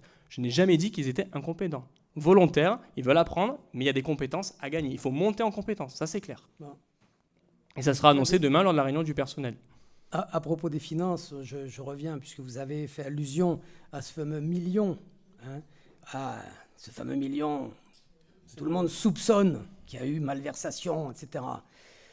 Vous savez très bien que la gestion de l'eau et de l'assainissement va passer à la communauté d'Aglo. Vous le savez, en 2020. Bien. Et à ce titre, récupère les budgets afférents. Donc, l'astuce a consisté à récupérer ce million qui devait partir à la communauté d'Aglo pour le bien de la commune. Si on ne l'avait pas fait, c'était la communauté d'Aglo qui en profitait. Alors, si vous n'appelez pas ça de la gestion un peu intelligente, excusez-moi, mais... Donc là c'est n'importe quoi, là, parce que là... Non, il y a des plans pluriannuels, il va falloir refaire l'assainissement. Vous pouvez donner la compétence avec des plans pluriannuels qui obligent l'aglo à réaliser ces travaux. Ça n'a rien à voir. Bon, là maintenant, on sort du débat. Je vais vous proposer... Monsieur le maire, je voudrais juste préciser à monsieur Cordeuil, quand ce million d'euros est parti, a été déplacé, il y avait trois points cumulatifs, dont un qui était de n'avoir pas de travaux à réaliser sur la commune importants. Je vous rappelle qu'il y a l'avenue Jean Moulin qui devait être programmée et qui est passée aux oubliettes, par exemple. Donc on aurait pu très bien faire un certain nombre de travaux dans ce délai-là, on avait largement le temps de le faire. C'est ce qu'on est en train de faire aujourd'hui. Hein. Mais du coup, en termes de budget, on est grévé par rapport à... J'ai juste une question. Je vais donner la parole à monsieur Lassoc et après je vous donne la parole. C'est juste pour répondre à Claude. Sur les budgets au assainissement, il y a combien encore d'excédents au jour d'aujourd'hui ? Monsieur Morel ?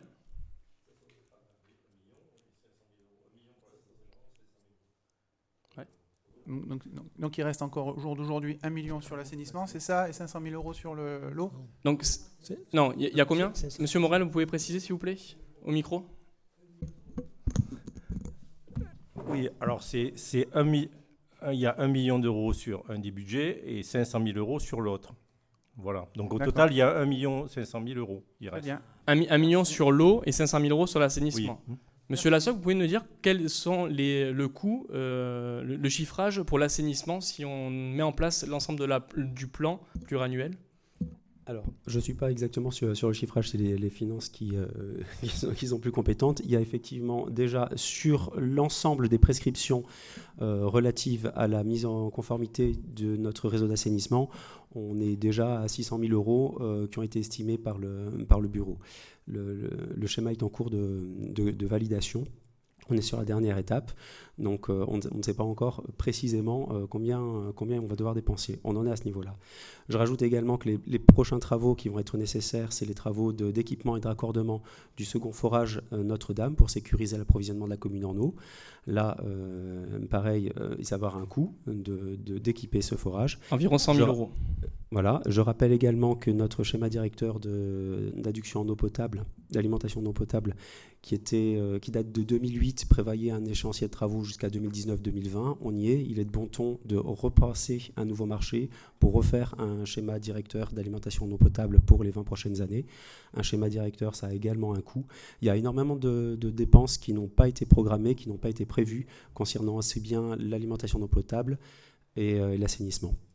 Donc j'espère que que les élections qui restent permettront de financer tous ces travaux-là avant effectivement que la compétence ne soit transférée à l'agglo. Monsieur Morel. Au total, il y a plusieurs millions d'euros estimés. Donc les budgets n'y suffiront pas. En fait, en réalité, la question qu'il y a, si vous jugez qu'il y a beaucoup d'argent et qu'il faut transférer parce que les travaux ne sont pas nécessaires, cela veut dire que l'eau et l'assainissement, donc la facture qu'on paye, c'est trop cher. Parce que ce budget à part, normalement, est prévu pour engager tous travaux d'entretien et de mise en place. Si on engage de l'argent en trop et que derrière on a fait tous les travaux et qu'on prend encore de l'argent, ça veut dire que le prix de l'eau est trop cher. Donc soit vous dites ça, et donc pendant 5 ans vous avez appliqué un prix trop cher, ou bien ça veut dire qu'il y a des travaux à réaliser, et quand on est à plus d'1 million d'euros de travaux à mettre en place au fur et à mesure, c'est que non, l'eau est à son juste prix, certainement, mais qu'il va falloir réaliser ces travaux. Et ça, il y a deux façons. Soit on fait la politique de l'autruche, je récupère l'argent pour moi, et on verra, on passe à l'agglo, et l'agglo se débrouillera, et donc on met la responsabilité et l'engagement financier de l'ensemble des communes voisines pour payer pour le Val, sans être forcément prioritaire sur l'engagement des travaux. Et là, l'avenue Jean Moulin, on peut toujours courir pour être prioritaire pour la faire. Ou bien on prévoit ce qu'on appelle un plan pluriannuel, on inscrit la ligne de tous les travaux qu'on veut réaliser. Lorsqu'on va céder la compétence à l'agglo, je vous rappelle qu'en plus on a une convention qu'on a passée pour récupérer, on est en train de passer pour récupérer pendant 2 ans encore la compétence de l'eau sous convention. Et là, on est toujours prioritaire pour pouvoir mettre en place notre propre programme pluriannuel pour entretenir l'ensemble de nos réseaux, réaliser le forage de secours qui est une urgence. On est arrivé, c'était arrêté complètement. Au niveau de la préfecture, on attendait. Donc voilà, l'idée, c'est de préparer deux politiques. Où on a une vision long terme, où on récupère la caisse pour nous. Je vais maintenant passer au vote de la délibération qui concerne donc la mise en place d'un collaborateur, l'embauche d'un collaborateur pour restructurer l'ensemble de la commune et prévoir sur les prochaines années, j'ai envie de dire, un service efficient en termes de finances, en termes de personnel, car j'ai entièrement confiance en l'ensemble du personnel, en sa capacité à vouloir se former. C'est ce qui est ressorti dans l'audit, avec une certaine conscience que certains éléments n'étaient pas maîtrisés. Cela ne veut pas dire qu'il y a de l'incompétence. Ce n'est pas ça. Attention. On est dans une logique constructive. On ne peut pas faire un audit et une restructuration en disant les gens sont incompétents. C'est inadmissible de dire ça, et je tiens à le préciser, ne me faites pas dire ce que je n'ai pas dit. Donc je vais passer maintenant au vote. Donc vous confirmez que vous avez confiance dans votre personnel. Comment ? Donc vous avez confiance dans votre personnel. Entièrement ? Très bien, merci. C'était l'objet du huis clos. Je vous demande d'avoir un certain respect. Alors nous allons maintenant passer au vote. Qui est contre ? 3. Donc M. Collen, M. Cœurdeuil, Mme Gaquière. Qui s'abstient ? Donc la délibération à la majorité est approuvée donc, pour l'embauche d'un collaborateur et restructurer enfin les services. Je vous remercie. Nous avons épuisé l'ensemble donc, de l'ordre du jour. Je vais maintenant passer quand même formellement aux questions. Y a-t-il des questions générales ? Oui. J'ai une petite question sur le règlement intérieur donc, du fonctionnement du conseil municipal, que j'ai découvert donc, en prenant mes fonctions. Et il est indiqué donc, que chaque conseil municipal doit avoir un compte-rendu écrit, en plus d'un procès verbal. Pourquoi il n'y a pas eu de compte-rendu écrit jusqu'à présent ? Est-ce que quelqu'un veut répondre à cette question ? Je vous pose la question, hein, c'est pas... Non. Je peux vous le... Hop là, attendez. Je peux vous le ressortir si vous voulez, c'est vers la fin. En fait, nous avions conservé sur les modalités sous le conseil... Non, mais je pose la question, parce que comme au dernier conseil municipal, il y avait eu des problèmes d'enregistrement. Non, il n'y a pas eu de problème d'enregistrement. La problématique qu'il y a eu, c'est que notre souhait, le premier, c'était de faire un compte-rendu exhaustif. Contrairement à ce qui s'était fait sur la fin, on voulait être plus exhaustif. Sauf que ces derniers temps, on n'est pas arrivé à avoir des comptes rendus suffisamment exhaustifs pour pouvoir les rendre. Donc il y avait l'enregistrement, mais les services n'étaient pas en capacité de rédiger l'ensemble des comptes rendus. C'est le chapitre 5, article 27. C'est pour ça que je vous pose la question. C'est pour cette raison qu'on a remis en place les micros ici, pour avoir un enregistrement de meilleure qualité. Et l'idée, ça serait de pouvoir convertir l'enregistrement numérique directement en écrit, et il n'y a plus qu'à repasser derrière pour lisser les paroles. Donc ça, c'est l'objectif. Donc c'est pour ça qu'on a réintégré ça, pour respecter un objectif qu'on voulait, c'était d'avoir des comptes rendus exhaustifs. Oui. Mais vous répondez pas à ma question. Pourquoi il n'y en avait pas avant? Et si, je viens de répondre pourquoi il n'y en avait pas avant. Parce que nous n'avons pas le personnel en capacité pour rédiger ce type de compte rendu. Aujourd'hui, nous l'avons. Donc aujourd'hui, 6 mois après, nous sommes en capacité de le faire et nous sommes ravis de pouvoir vous le proposer. Sinon, en attendant, ce qu'on vous propose, c'est les enregistrements qui sont segmentés et que vous pouvez écouter. Ce que je comprends pas, c'est qu'avant, ça se faisait, quoi. Non. Ah non. Ah non. Avant, mais avant, sur la fin, non.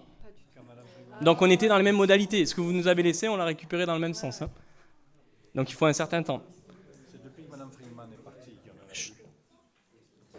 Alors maintenant, je vais lever la séance. Et avant, pour ceux qui sont intéressés, puisque je ne voudrais pas quand même casser une certaine tradition que nous avons, c'était l'information un petit peu des travaux mis en place. Donc je vous propose de le faire sur la fin de ce conseil municipal. Donc la séance est levée, il est exactement 20h36.